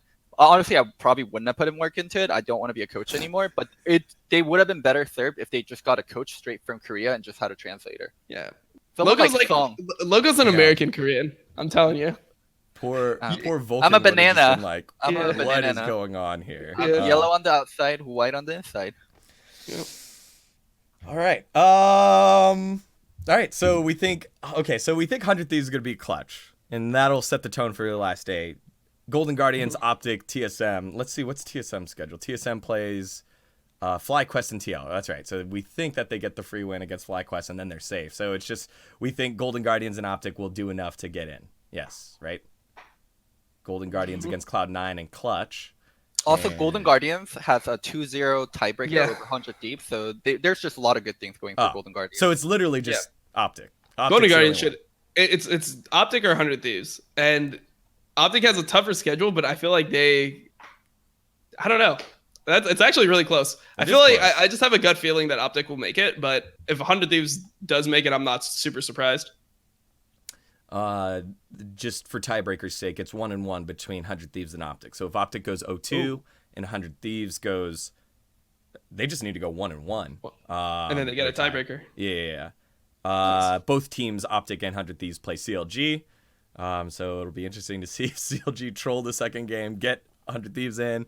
If you're CLG or if you're any team in that top bracket, you would much rather have Optic in there, right? You'd rather have Optic than the 7-4 100 Thieves with this roster, right? I think both teams are kind of like similar in terms of like their scariness level. Like I don't think you really care that much. You just hope for the best. We'll say that there was one team that did win the LCS from the number 6 slot, and that was TSM back in 2014, 2013. Only reason why I remember that is because CLG was like, I don't think we had buys at the time, and CLG like ended up shitting the bed and losing. And they were the chosen team, and it was a trying time for the Faith Age. I think they lost in the first round to him. It was so bad. Fucking Dexter. Whoa, CLG. Let's look back at all right, so let's look at the top side of the bracket. So we have TL, CLG, and Cloud9. TSM they're just gonna be fourth, whatever. Yeah, probably. Cloud9 plays GGS and Optic. CLG plays Optic and 100 Thieves. That's the battle for the bye. We assume that TL is gonna be probably good here because they play Echo Fox and then TSM. So Counter Logic Gaming. We don't see them dropping either game though, right? Against Optic or 100 Thieves. Those are two teams that are hungry and need that spot. I think that they'll drop one of them because the other teams are the other teams are gonna just play with way more urgency. Like I feel like they're just I don't know. I think that CLG will lose one. I think they'll win one, lose one. I think CLG are so much fucking better than Optic and 100 Thief, and there should be no way they drop any games, and they should clinch a top 2 seed. And that's exactly why they're gonna drop a game, because it's such a fucking CLG. Yeah, exactly. No, I'm telling you. They have no reason to drop a game. I'm telling you. That's why they will. Yeah, no, like on paper they shouldn't drop either game, but I'm telling you, they'll. C9 plays GGS and Optic. Again, Golden Guardians, they just need to win one game, and they're definitely in because they hold the tiebreakers. And Optic is hungry, but I don't foresee them. I see CLG and Cloud9 taking care of business and making it interesting for Optic. I'm worried for Optic, to be honest, because they've got that tough schedule, and 100 Thieves could easily 2-0 this week, and we might not even have a tiebreaker. Dom, let me know how real this is. You're like 5th or 6th. If you make it into playoff, then you might also have to play Gauntlet. You have no shot at going to Worlds. Do you just kind of like take it easy on the last week so you don't make playoffs and you don't have to play in playoffs and Gauntlet? Or do you try your absolute hardest, even though you have 0 shot at making Worlds? You're not on any teams anymore, so you can be honest. No, I mean, I think you always, like, you're just okay with losing in a way. That's what happens. Like, you're just like, when your team is just not cut out to win, and then it's like, what's really the difference between like 5th and 7th, you know? Like, so I feel like that could actually get into players' heads. It's like, oh shit, I can just be done. They can just lose this week. All right, peace, Optic. You guys had a great year. You still get paid what you get paid, and then you just like you have fucking so much free time. Loco, I think that's. Loco, I think I'll that's come to you. Dom, you're next. One player where you think that might sneak into, Loco. Who? Oh my God, player. Daniel, you cannot do that. One you player. Cannot. You also have to pick a player. I'll if you're gonna make player, it do sure. that, you're Yeah, gonna absolutely. have to do that. All right, go ahead. Like, oh my God, oh my fucking God, I cannot believe you're Come putting. on, Oh dude. my fucking God, Dom's you're gonna do asking us to question a player's integrity. You just brought it up. question I brought it up. it. And I you brought it up you as just a threw general Dom under idea. the bus. I Dom, you're brought not it on up a as a team general anymore. idea. I know you might I have brought done it that up as a before. general idea. I brought it on as I'll a general fucking pick one. I idea. don't give a fuck. All right, I Dom, don't give go. a fuck. I'll pick one. I think Crown maybe. Ooh, Because Really? look, this is why, right? Because for every other player, there's like more on the line, or like more to reach. Like Meteos wants to prove that he can like take another team far in playoffs, like he Crown, did it no with way. 100 Thieves. And it's like with Crown, it's like he came to NA, right? He came to NA. He's gonna get fucking like he knows that their team isn't gonna go to Worlds or anything like that. Like he'll never be able to hit close to the heights that he already hit. So it's like he came here for a paycheck in general. Like why not just have the easy paycheck compared to like the hard paycheck? Why be forced to work extra 3 weeks if you're gonna get paid the same amount? Yeah, Oh my exactly. God. And it's like, and he's the one he's done it all, This right? is Like, why NA sucks. it's hard. Look, it's hard to fucking win a world championship and then like come here and then be fucking try harding for like 6th place. Like, I don't know. It's like whatever, man. Who This fucking is why cares? NA sucks. Like, you don't come to NA. You're not a Korean player. You come to NA for money if you're a Korean. I have someone in mind, but I want to hear Daniel. You go first. I have someone in mind. Oh, mine's easy, and now it feels a little bit more of a cop out. I think it's Huni. Like Huni's on this clutch gaming experiment. Oh, I He's thought we gonna were get just paid. choosing from Take it out of Optic. Oh, 'cause out of is Optic? in that- I was Optic's in that saying situation. out of the playoff brackets. No, clutch isn't even in there. Then Arrow. Like Arrow's pretty Arrow? easy for me too. No, Yeah, I feel dude. like Arrow. What? I It's been saw so Arrow long since play Arrow's been so good. much Counter-Strike and PUBG during the season with Phoenix 1 at the end of the season. Like, it was so much. Like, I think Arrow's a great guy. I think he's super fun. Oh, I said the great guy thing. He's a solid player. I think him and Big are a good bot lane. But, again, it's the same thing. They're good, not great. And he has been great before, and he knows, like, this is where we're going to achieve. So, I would say Arrow. Wow. I'm so shocked that you guys didn't pick the same one as me. Meteos. What, you're gonna say Meteos? Yeah, Yeah. I don't think Meteos. I thought that was such an easy answer. Why not? I just know Meteos. I don't know. I just feel like he just wouldn't do. Like he just like Yeah. he's just used to like tryharding for like the whole season, and he's just like he'll just try hard until the end and just get whatever result. I feel like that's why he always ends up performing well, is because he actually does care. He like might make it seem like he doesn't care. He's not super extroverted about like being like I like want to win, like I want to win championships and all this shit. But I think that he always does like put his best foot forward into every team, and that's why he's always like one of the best performers. It's because he like cares about the team's success. He cares about like the way that they play, the style of the game, having the freedom, and then like he really embraces like being part of the team. Whereas I feel like other people don't. I wanted to hear Wow. your explanation, Loco. WoW Classics coming out very soon. It overlaps with playoffs and Gauntlet. Yeah. I mean, to be honest, I don't think any player will actually like have this happen. It's just like if I have to choose one, you know, Yeah. I'll choose We're one. not saying that these We're players- not I'll saying that choose these one guys that's are going to world. throw Yeah. games, but if they Yeah. did, Yeah. and then we can interview them 3 or 4 years after their career and ask, hey, when you were on Optic. Well, no, it's not even about throwing games. It's just like about like not.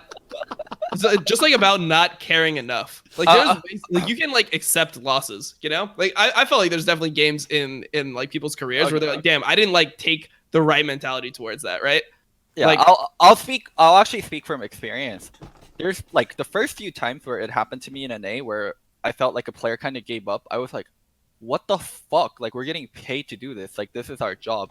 And then like towards the end of my career, when players were doing that, like I was like, this is the norm, and I have to fight against it somehow. Like I have to get this player motivated again. Because like at first I was like, what the fuck are you talking about? Like you're not fucking tryharding. And then like at the end it's like, okay, I understand we might be demotivated, but how the fuck do I get us motivated again? Like it's just such a normal thing in NA. Sounds familiar, Loco. Those are bringing back some vibes from a previous career. Who was the first player that gave up on you, Loco? Oh, shut the fuck up, Daniel. All right, I'm done. All right, so that's playoffs. We think that the order is going to Oh stay the my way God. it is. People saying Bjergsen have just never met Bjergsen. Imagine Bjergsen That's actually stupid. not being motivated. That's dumb. Chat, stop being dumb. There's probably your EU fans upset that he's here instead of an EU. That's what that it is the last player to give up ever. Yeah, I'm telling you. That's dumb. Do you guys remember Bjergsen and 4 words? It was Bjergsen and 4 words, not TSM has 5 words. Yep. Yeah. Yep. He was not one of the wards. All right, let's head on over to Yikes of the Week, where we like to highlight not the greatest. And I think I'll go first because we already kind of hit on it. Optic now on a 2-game losing streak going into the final week of playoffs. I personally don't think they're going to make it because it's CLG and Cloud9. And I look at that 100 Thieves roster, and I think they're better. Especially they're better in terms of paper, and then they're better in terms of momentum as well. So Optic with winnable games and having it slip away and being mental boom for day 2, they get my Yikes of the Week. They did not do so well this week. Okay. Dom, you're next because Loco has a surprise Yikes of the Week. Well, my Yikes of the Week was Sven playing L9 Sona in LCS. Like that whole early, like the first 20 minutes of that was missing every single ultimate on Sona. It's like, come on, dude. Sona ult's not that hard to hit. We got to be able to hit it at some point. That's my that's my yikes of the week. Oh my god. I was hoping Dom also does my yikes of the week, but my yikes of the week might come to a surprise for you guys. And I rewatched the games over and over again because I was like, holy fuck, am I doing this like because I'm being emotional about it, or is this actually the yikes of the week? It's Bjerg. Bjerg actually had. He was my second yikes. He was my second like, yikes too. Yeah, the TF ult at the end of the game. Was like, holy moly. I watched every single TSM game and every single Bjerg game since 2014, like since I started coaching. I'm pretty sure this is the worst weekend of regional performance that Bjerg has ever had. Like I think back to the Mike Young, the Cocoon gank, like Mike Young flash Cocoon gank. I think back to Bjergsen TPing down bot side to help Broken Blade and getting insta-gip by amazing Sejuani ult. I just like him constantly picking TF and doing nothing with it. It is literally the worst that Bjergsen has played since 2014, like regionally. So yeah, Bjergsen is my yikes of the week. I thought I would say this. Like I thought if you asked me like 2 weeks ago if I would ever say Bjerg is my yikes of the week, I'd probably say like yeah, as a joke maybe, or like maybe if they got like second at like finals or something. But legitimately, like legit for the expectation and the actual reality of the level of play we got, Bjergsen disappointed the most out of anyone. I mean, the only reason why I put Sven as my yikes of the week is like, I've personally been autofilled and played both champions before. Think about how easy it is to perform as like Sona. Like you literally just have to not die and then ulti people in team fights. Like that is it. You don't even have to worry about farming. You just fucking don't die as an AD Sona, and then you just fucking win the game if you just hit your ult in team fights. And it's like TF actually can have like awful games. Like if you die early with TF, like you do some dumb shit and you die to like an Elise gank where you don't flash a Cocoon, it's gonna be a rough TF game, you know? So I guess for me that's just where I just define. I'm like, how are you fucking up Sona? Like Sona is so fucking easy to play. There's only 2 players in NA that can play them properly. What the fuck are you talking about? yeah, and that just shows how bad we fucking are. Like it's fucking terrible. We should play better Sona. The champion is brain dead. Yeah. I think for me it's if you are in the same boat as Echo Fox in anything, there's only 2 O2 teams this week. It's Echo Fox and Optic. You get my yikes. So there we go. Yikes of the week here, presented by nobody. We're still looking for a sponsor for it. Please come sponsor us and give us the money so that we can continue doing this and pay for our rent and lives. All right, next up, tweet of the week. Also unsponsored by our boy Fake God. We spent enough time making fun of him and shitting on him and joining the Turkish hype train with Broken Blade. Not so fast. Win lane, win game against the guy that started all the shit talk. Fake God bringing it. I love how much like Broken Blade types XD. I mean, that's like that's the meme, right? Because the original tweet was the original Broken Blade tweet where he just fried fucking Fake God ended with a huge XD. Yeah. Threw the XD in there now, dude. Can you imagine Fake God after the game making that tweet? He must have been so excited. He's like, lol, win lane, win game XD. There's some tweets you make and you're just like so fucking happy to make it, and you're just so fucking happy because like it's a fucking clapback. It just writes itself. And in the game itself, like Broken Blade did play really well, so it is kind of ironic like that he's getting clapped at, but oh my god, the irony is too good. The irony, that's right. But the irony but is too good. the kicker here is this is only part of it. Something else that we noticed, we see one Yasin Dinser Niski who tags Broken Blade on it to start it, and we went back and did some research. He's also the same guy that tagged Broken Blade the first time. So he's just starting a bunch of shit. Niski, the greatest addition to, I think, the import pool here. Niski gets it. Niski gets it. And I think you had a good point about Niski and Cloud9 in general there, Dom. Yeah, I mean, dude, I swear to God, EU Flame is so good. You just want to see it. Like, there's no reason to, like, not instigate it. Right? Like, I just want to see fucking Broken Blade tell Fake God how bad he really is, what he really thinks of. Yeah? I love that shit. It's the best stuff, man. For sure. All right. Also, so we went back and checked to see if Broken Blade replied to the tweet, if he favorited it, if he did anything. He didn't interact with it in any way whatsoever, and he just went back to tweeting as normal. Yep. The only thing he did was he liked a picture of Fake God as like ribbon. That was it. The thing about Niski though, that I also want to bring up is he's gonna be a long-term import for C9. There's some imports where you look at them and then you interact with them, and then you're like, okay, and then you're they're just Crown. here. Yeah. Crown, I actually do think he can be a long-term import because, well, maybe not long-term, but at least more than a year. Because I don't think Crown's just gonna do a year and bounce, especially with how good Optic was to split and how good he was. But like, there's players like, Zben. I don't think Zben's gonna stay. I just don't see it. There's a lot of like imports where you look at them and they're just like a fucking mercenary team. It's just like, all right, you're just paid to go in there, play some fucking league, like LMQ baby. Yeah, like, you don't see any loyalty with them, you know. Where Niski, Broken Blade, I think these kind of players will be around long term for sure. Yep. Okay, well now it is the title of this stream and the thing that everyone's been looking forward to. I'm trying to get to where I can just highlight just the tier list. We're going to go through our jungle tier list. And so, again, for all of you that came out and said, hey, thank you for making this tier list. We appreciate it. But please get better with your Photoshop skills or I'll do it for you. Here, I already made a mock one. I don't know what you're picking, but these are junglers that I think you would pick. And everyone had like contracts as number one for me. I appreciate it, but that's not quite it. We're going to get this up in just a second. Give me a second. I'm working on getting it. I want to see how different mine is from Loco's, or if we have the same exact one again. Yeah, you guys did a interesting thing where it was you guys were we really different? Yeah, I'm really curious because I thought I tried to do the jungle one. Here's the thing. Daniel sent me his jungle tier list because we were originally going to do the show on Monday without Daniel, and then so I got to see Daniel's tier list before I did mine. And then I was doing my tier list, and it was really similar to Daniel. So I'm like, what the fuck? Holy shit, I might have gotten something wrong. Like, it's way too close to Daniel. But I realized for the jungle one, there isn't that much arguments, especially when it comes to the upper end. Maybe like the lower end, you can disagree a bit. Yeah, I think it's like some of the people are just hard to rate because they're like good players that are well right now. So it's like Santorin. It's like, where do you put Santorin? All right, here we go. So here's our tier list. Ready, set, bam. All right, tier list is up.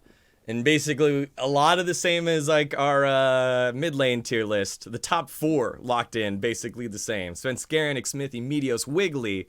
And then after that, we start getting a couple changes here. Acadian at 5 for Zyrene. Zyrene, where the fuck is he?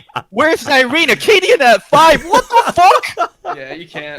He's trying to take my spot as the TSM shill. That's my role on the show. What the fuck, Zyrene? Yeah.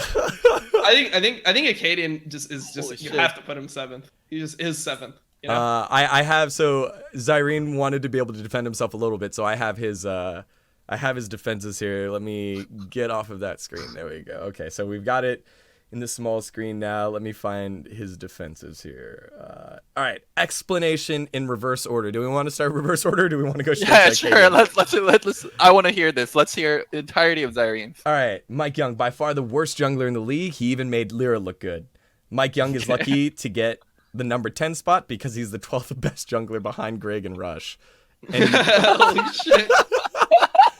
Holy fuck, wait, that's actually true though. Holy fuck. Also, and Dardog, he's 13th actually.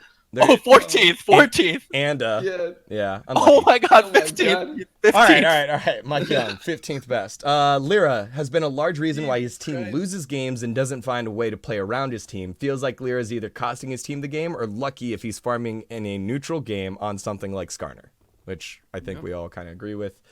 Contracts has cost his team winning games and struggles to keep up with enemy junglers in most games. Goes coin toss early over and over and over again, hoping that one of them turns heads. And even when they've turned heads, he's done little to snowball the games, the split.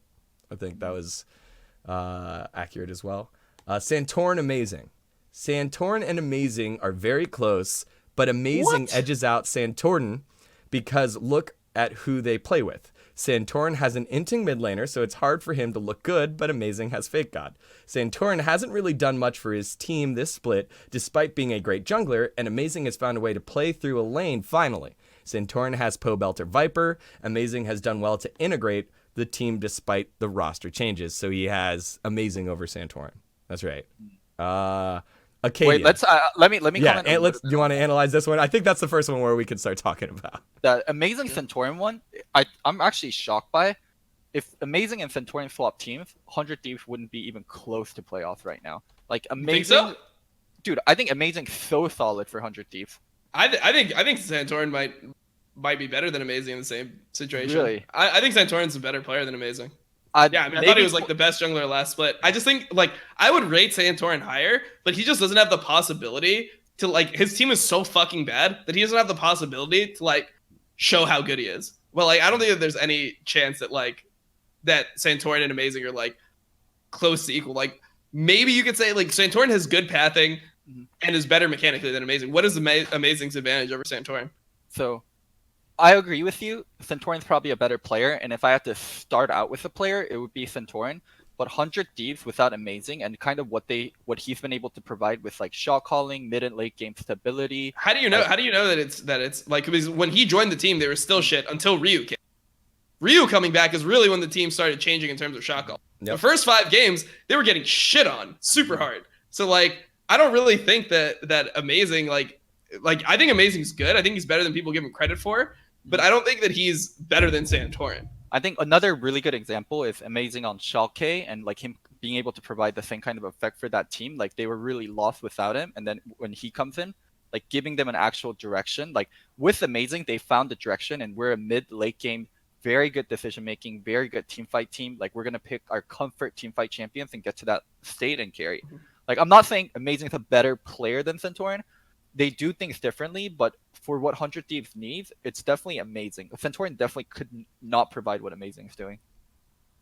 Maybe. I don't know. Like when I see like the thing about Amazing is like he has really, really game losing moments. Like if you watch his pro view, like he misses like sometimes he'll just like mechanically Santorin's 10 times better. Santorin's but I mean I think exactly. But fucking those plays like I mean that Skarner flash ult that Amazing did that lost them the game. It's burned in his brain. No, I mean seriously, that is a game losing play. Like not being able to identify like when you're and then committing to a flash Skarner on somebody that has QSS, losing your flash, insta dying, enemy team got Baron and ended the game. Like I don't know. I just think I think that if you swap teams, I think FlyQuest would like never win a game with Amazing as their jungler. I think Amazing needs a certain level of like competence of players around him, like mechanical proficiency to like carry games because he can like get the early game advantage, but he's not going to be able to win the game by himself.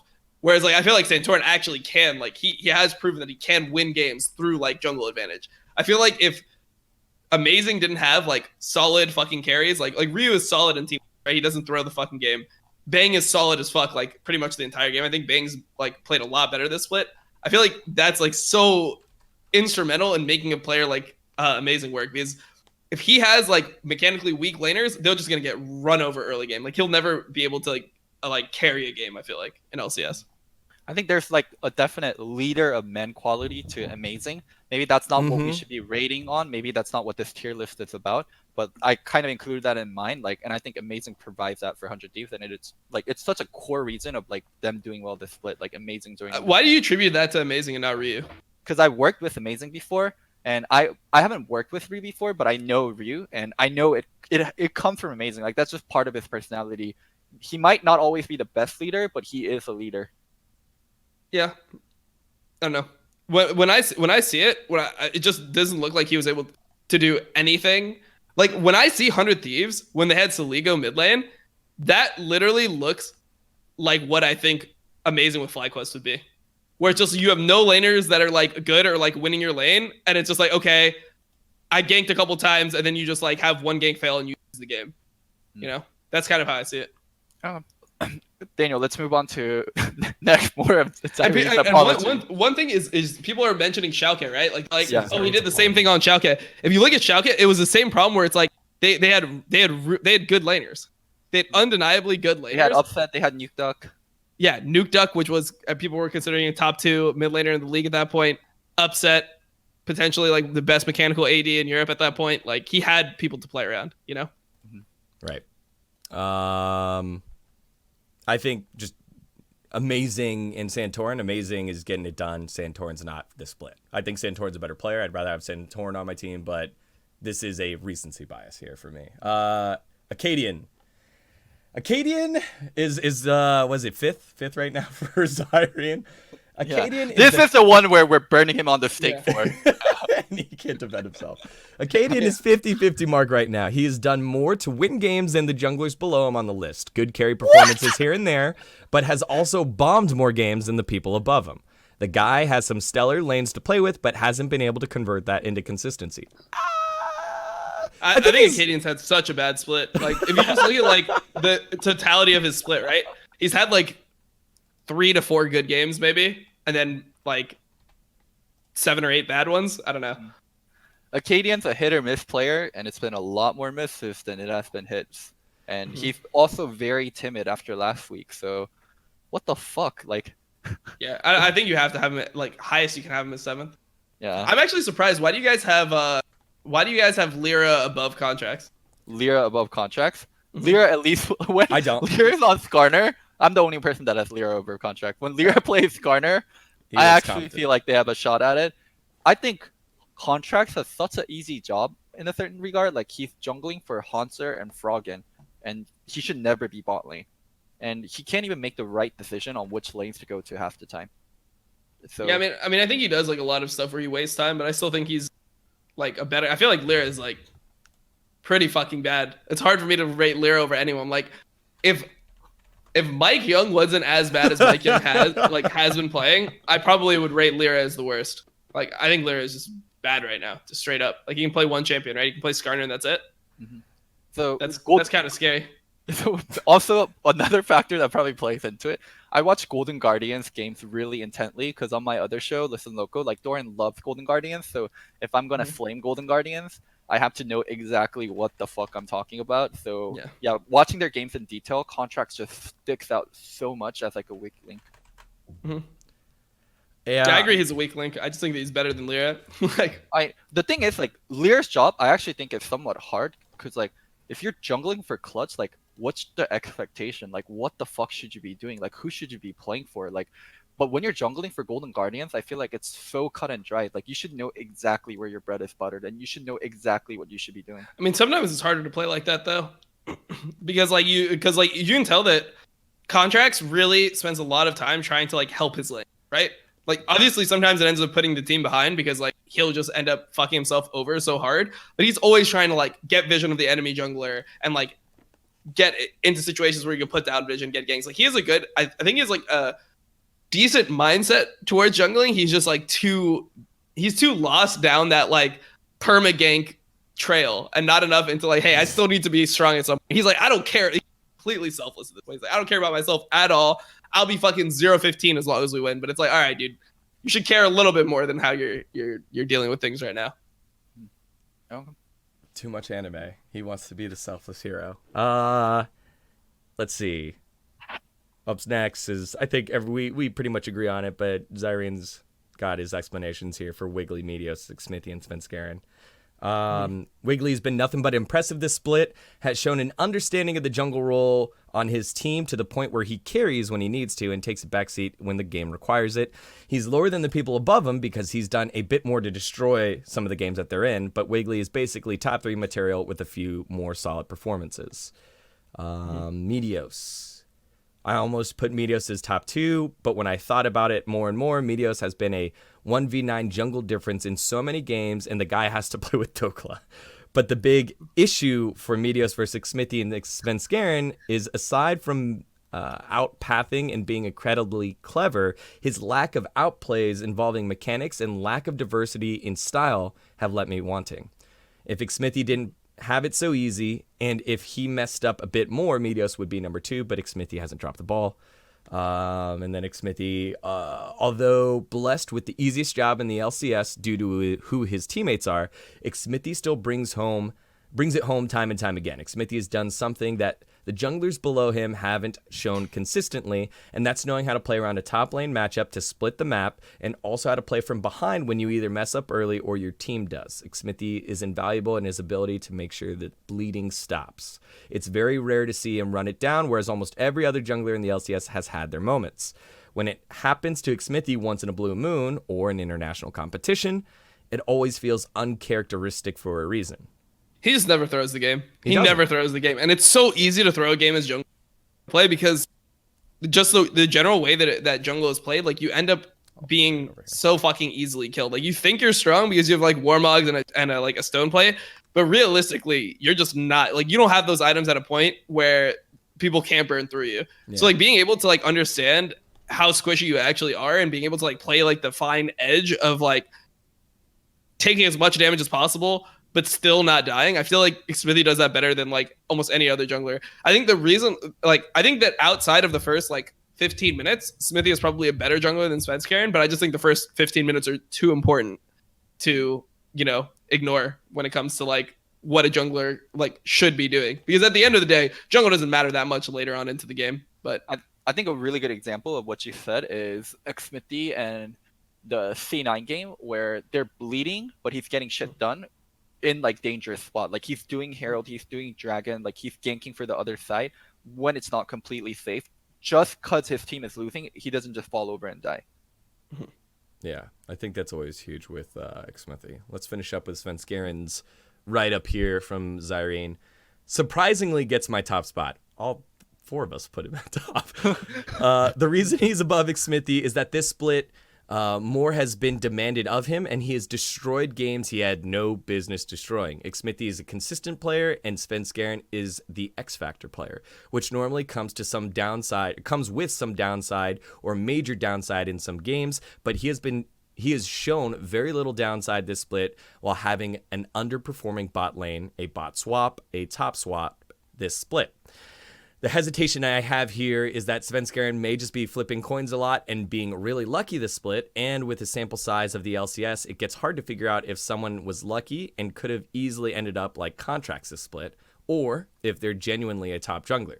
I think here, Svenskeren has shown that he has room to pop off, but Xmithie may pass him on my list if this were the end of the split and Svenskeren throws up a couple of volatile performances in the last week. So, yeah, I mean, all of us saw Sven as number one here. We talk about the early game pathing. We talk about almost MVP type performances because we've seen what a good jungler Cloud9 looks like compared to what a Svenskeren jungler Cloud9 looks like when they use Blabber.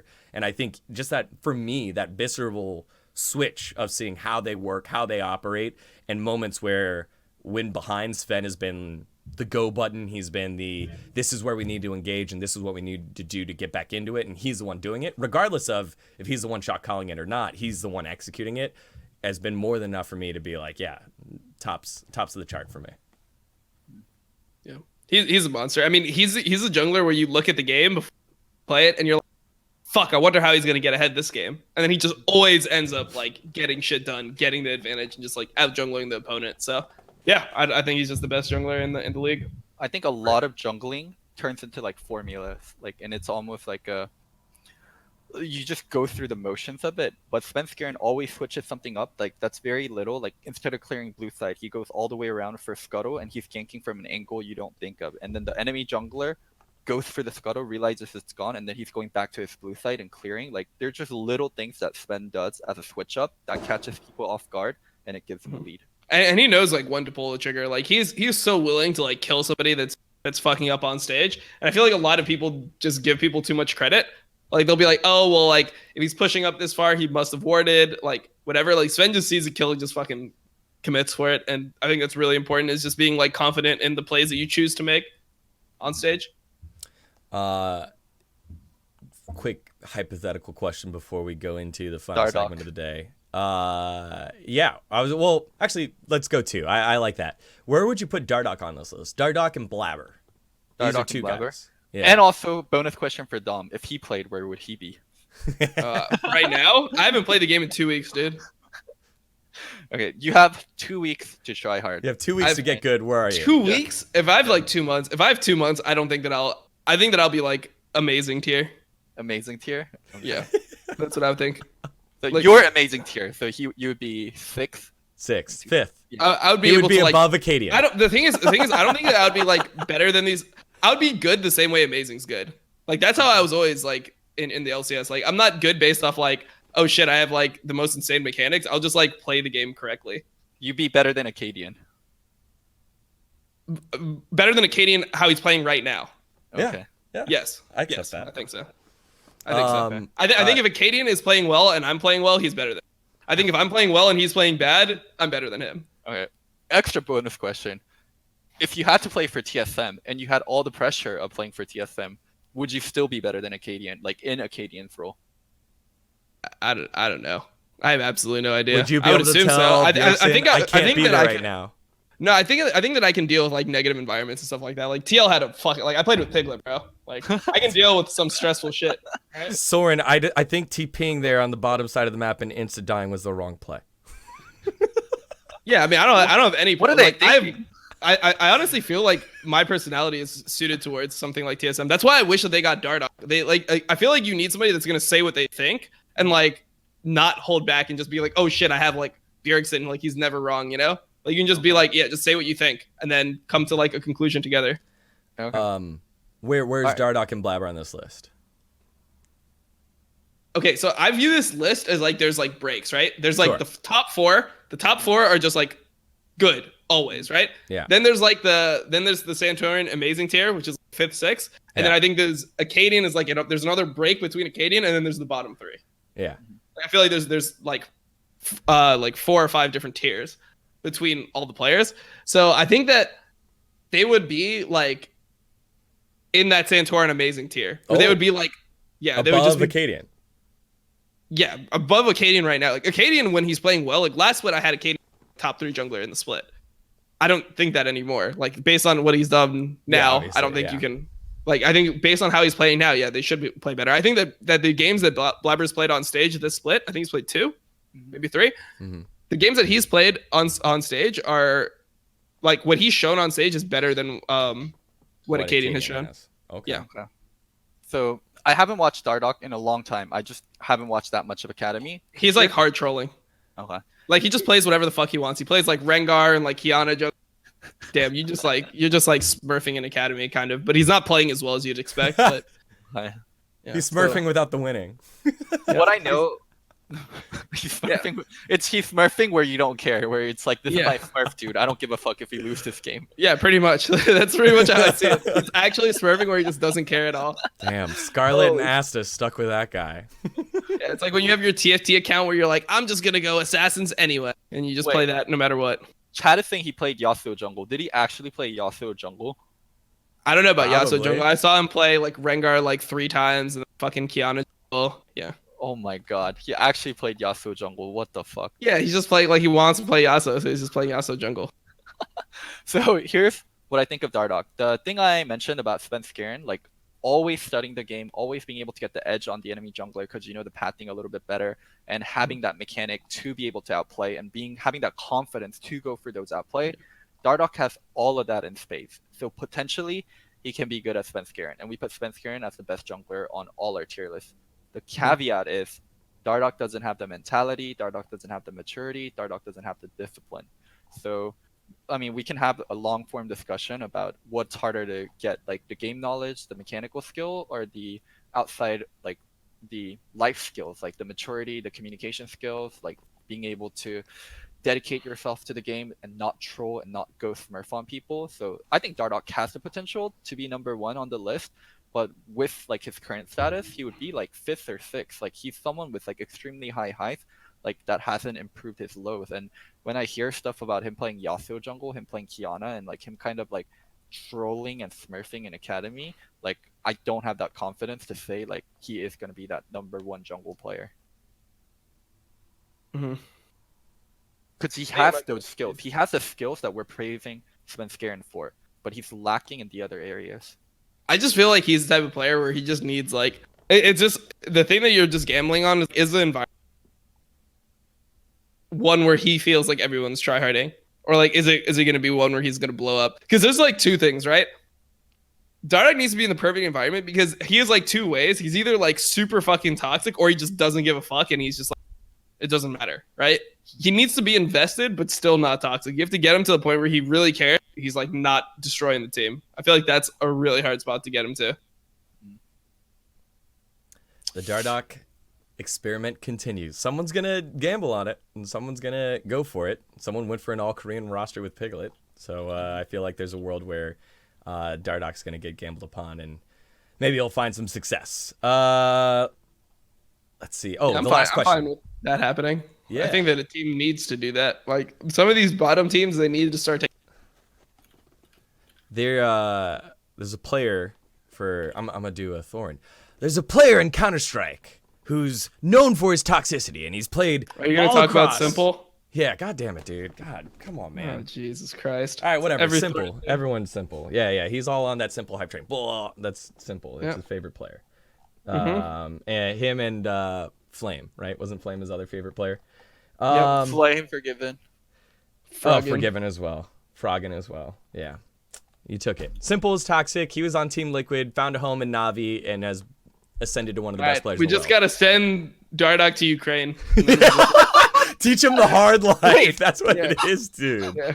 I actually think sending him to Europe for a few years wouldn't be bad. Dude, I honestly think he would fit in so well in Europe. I've You like, why doesn't know- a team just take Dardoch? You know where I would have loved to seen him? I think he would have been great for Misfit, where Maxlor was having such a hard time, like actually being aggressive and enabling people. Dardoch would have been perfect. I was watching the Misfits roster and I was like, God damn, he would have been such a good fit here. The other question I had for this jungle tier thing, and then we can move on, is we all believe that Svenskeren, best jungler. Would you rather have Svenskeren this split or Santorin last split? Because I think Oh, we all were. Svenskeren. Svenskeren this split. Why is that? Yeah, definitely. Svenskeren this split is an MVP candidate. Centaurian last split was nowhere near an MVP candidate. Yeah, Like, he was like competing for like second or third best jungler or something. yeah, Yeah, that's a I I no think Sven easily. Yep. Okay. All right. There you go. All right. Those are jungle picks. You see them here. Make sure to flame Zyrene the hardest. Cadian at 5th. And he can't defend himself. If you like it, tweet at us. Do all that stuff. And all that good stuff. In hindsight, Zyrene had the most correct mid lane tier list. So maybe his jungle tier list will work out the same. He had the most correct off of 1 week. Off of 1 week. I think going back and like watching the other games, like we did overrate Bjergsen a little bit, and I don't think so. I don't think so. I You don't he think was- so? I don't think I think so. I think he was actually I think that if you didn't take into account this week, I think he's the best. I think Coach Zix was like, hey, we saw this show.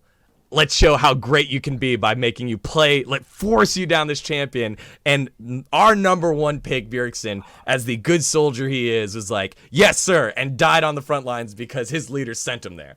But he did it anyways, right? That's he was not his hovering fault. Yasuo. He was hovering Yasuo, and they locked in TF. So the sheer fact that they were considering running Yasuo Gragas and then they went to TF, God, like sometimes as the it's a Tony clutch thing. player, dude, no, as the best player on your team, you have a certain responsibility to be like, pass me the ball, I'll make the shot. I mean, the you thing have is- that responsibility as Bjergsen, you have that responsibility, and he didn't take it. I mean, the thing is, like, who else could you put above him at that point? So that came off the week, or I think that came off the week. Jensen. Jensen looked bad this week. Jensen looked bad this He week, looked right? bad this week, yeah. So he had a bad week as well. And then Niski Niski the fed. week before that, He fed. Yeah, Yeah. Niski the week before that got shit on by Yep. Bjergsen. Yep. So yep. it's like when you look at like the context of it, I think that it's still correct to have Bjergsen there. So let's say the split ended today. Where would you put Bjergsen? I don't know, who would you put as the best mid laner now? You'd If say- the split ended today, Yeah, I'd I still mean, have him you'd have to say Jensen, I guess. yeah, Yeah. probably It's not- you don't feel good about it. I feel like You're not we're like, damn, discrediting like- the first 7 weeks of Bjergsen then. Like, I still would have him there at the top. I'd have him Yeah, at the top. I mean, it's a hard one. And I probably I actually know. would move up Niski. I think I'd go Bjergsen, Niski, Jensen. This week, last weekend was Oh my god, it shook my world. Well, if you're I've ready to never get your seen him play world that. rocked, it's time for everyone's favorite segment, Saligo Watch. We're in there, Saligo and the rest of 100 Thieves Academy and Academy in general heading into playoffs next week. They had their final week here, and we had our number one Saligo fan, Dom, covering the matches. Dom, you got to watch both games here. You got to watch one game, and I watched one game where he played well, and then apparently the next Wait, game. no, he got you didn't shit say he on. played well. You said he popped off. He popped off. Yeah, apparently he popped off. He apparently popped off. All right, he had one pop off, and then the next game he played Corky Azir and did not pop off. So I don't know, man. I don't think he's LCS ready. Well, he played the Corky into the Azir matchup against who did they play? They played a Blaze Olive, the future of North American mids. Now that Demonte has struggled a bit and played well, he carried the team. Sasumde did okay, just a 4-1-5 effort this time. Stunt was feeding 1-5. That's where TSM Academy got all their kills. But then on the inverse, he went in the Azir side of the Azir Corky matchup. He went 0-5. Yeah, he went 0-5. Like this is like his best week, and he has game in there. I don't know. He's just a standard academy player to me. He's just like an average academy player. He has no business playing LCS. He's an average academy player with his own section on the show. We don't have a Bjergsen watch, but we have a fucking Saligo watch. Because That's how special he is. Saligo, he was the chosen one by Nadeshot himself. Like, hand-picked him. Like, we're not going to go buy anyone with the Rocket Mortgage money, with the Quicken Loans money, with the Cleveland Cavaliers money. We've got our kid right now. Max is our guy. And he will be the guy. How connected do you think he is? If you lined up the 5 academy players for 100 Thieves and you asked Nadeshot, which one of these is Nadeshot probably would be like, what are you saying? Can I have them turn around? I need to see their backs. Yeah, he would be like, that's someday. No, Yeah, that's someday. Not that one. Not that one. I know someday. I know that one because I pay him a lot. Wait. You know, it's good. It's good that fucking Loco's saying this and not, or this would be a Reddit thread. Yeah. You know, Jesus Christ. You guys can joke about this. I'll just stay quiet in the corner for this one. All right, so 0-5. Let's see. Because I can identify the differences between Asian people, unlike Locodoco. There we go. I see. I'm the racist one. Sure. Yeah, exactly. That's right. Dude. The banana. That's the banana guy right there, Loco Doco. But so 100 Thieves finished the season, I believe, in 3rd place. Let's see. Yeah, so they're in 3rd place. They don't get the bye. They have to play Echo Fox Academy, who are currently sitting at 8-10. So 100 Thieves 12-6 will play next week. And then TSM Academy, Team Liquid Academy will play each other after 100 Thieves. On the back of their superstar mid laner, dismantle Echo Fox. They'll play up against Golden Guardians Academy, who just put Saligo in the dumpster. So he'll have his opportunity for revenge when they take care of business. So just wanted to make sure that we touched base on Saligo and check in with his progress as he moves closer and closer towards the redemption story of the LCS. That's Dude, Golden Guardians Academy team has a 10 game. Their roster is so stacked right now. It's Have a you seen their stacked team? Darshan. Academy. Keith Ole, Darshan, Hard, and Palafox. Palafox. But like they have 4 players that played like significant time in LCS. Yeah. Yeah, that's crazy. And Dude. Palafox was sold to us. Optic was trying to offload him to us for a little while, saying he's the future of the mid lane. Not so fast. Why are Last you game- selling him off then? That was the question. They're like, hey, heard you're having some issues with maybe one of your imports. Yeah, Palafox. that's definitely. I would definitely believe somebody who's trying to sell me a player about. Like, can you imagine if they were like, this player is garbage. Here, you want to buy him for a lot of money? Like what? He's like the future. Of course they have to say he's good. Yeah. That's just how it goes. Yeah. So Dude. Palafox and Golden Guardians Academy sitting at 14-4, with the big boss Cloud9 Academy sitting at 15-3. That's another think stacked Dom- roster. Dom had like a really good point about Ole before we started the show. Do you want to go over it? I was just saying that it's crazy to me that like Ole, like a player of that at this time last year was like winning 2 splits in a row, right? Like he was winning LCS, going to fucking Worlds and like, you know, competing on the world stage. Like he is actually just in academy. Like he's a hard stuck academy player now. That's just so nuts to me. I don't know. Dude, I don't. If you told Ole like a year ago that you'd be hard stuck in academy, like oh my god, my mind would be blown. Ole, he is like a nice guy, and that's how he comes off of, especially when he's speaking English. But when you talk to him in Korean, like he's a real person. Like he has emotions, like he has ambitions, like he wants to get shit done. He wants to be on winning rosters. But to go from like both Pobelter and Ole to go from winning LCS back to back to like being garbage in LCS or being hard stuck academy, holy fuck. Yeah, no, it's pretty insane to me. I think that it's also just like it's just a problem for him of just being an import is like it limits your options. Like I definitely think there's not a world where he's a top 10 LCS support right now. It's just like who do you replace? You know, like there's certain teams that you just could never play for based off roster, right? Like you can never play for you can never play for C9. You can never play for TSM. Like I don't know. You're so limited. This is also a very much like a revenge squad because Darshan got replaced and CLG is fucking killing it. I wonder what his mindset is now.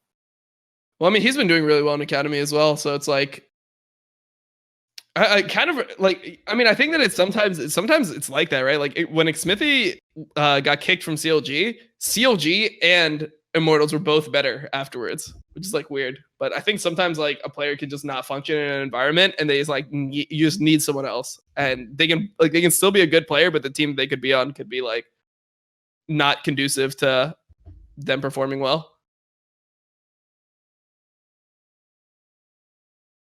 Yep.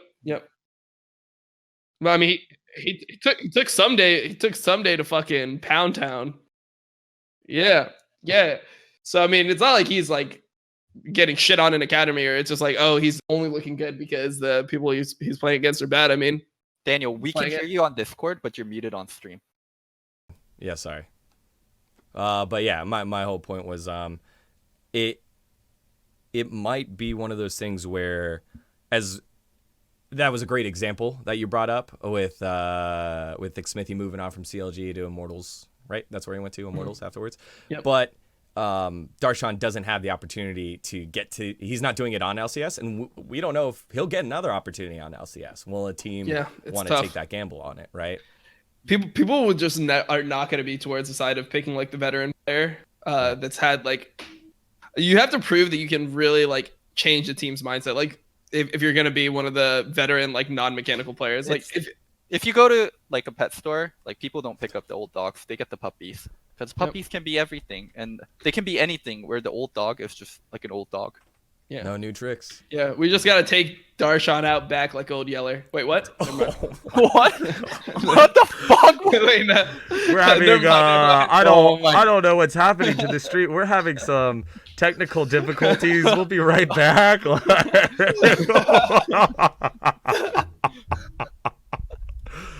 Oh my god. All right, I think with that, we're done for the day. It's already been 2 and wait. We have the other things we need to cover.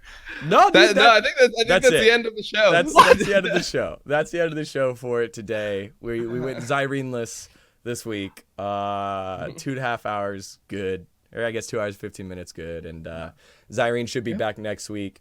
I will be out of town, but I'll be on a laptop, so blame the scuffness of next week's show on Loco and all the graphic design on Loco. But hopefully we'll have Zyrene back and we'll know who our playoff contenders are. And there's, again, nothing is locked in other than Echo Fox and FlyQuest not making it.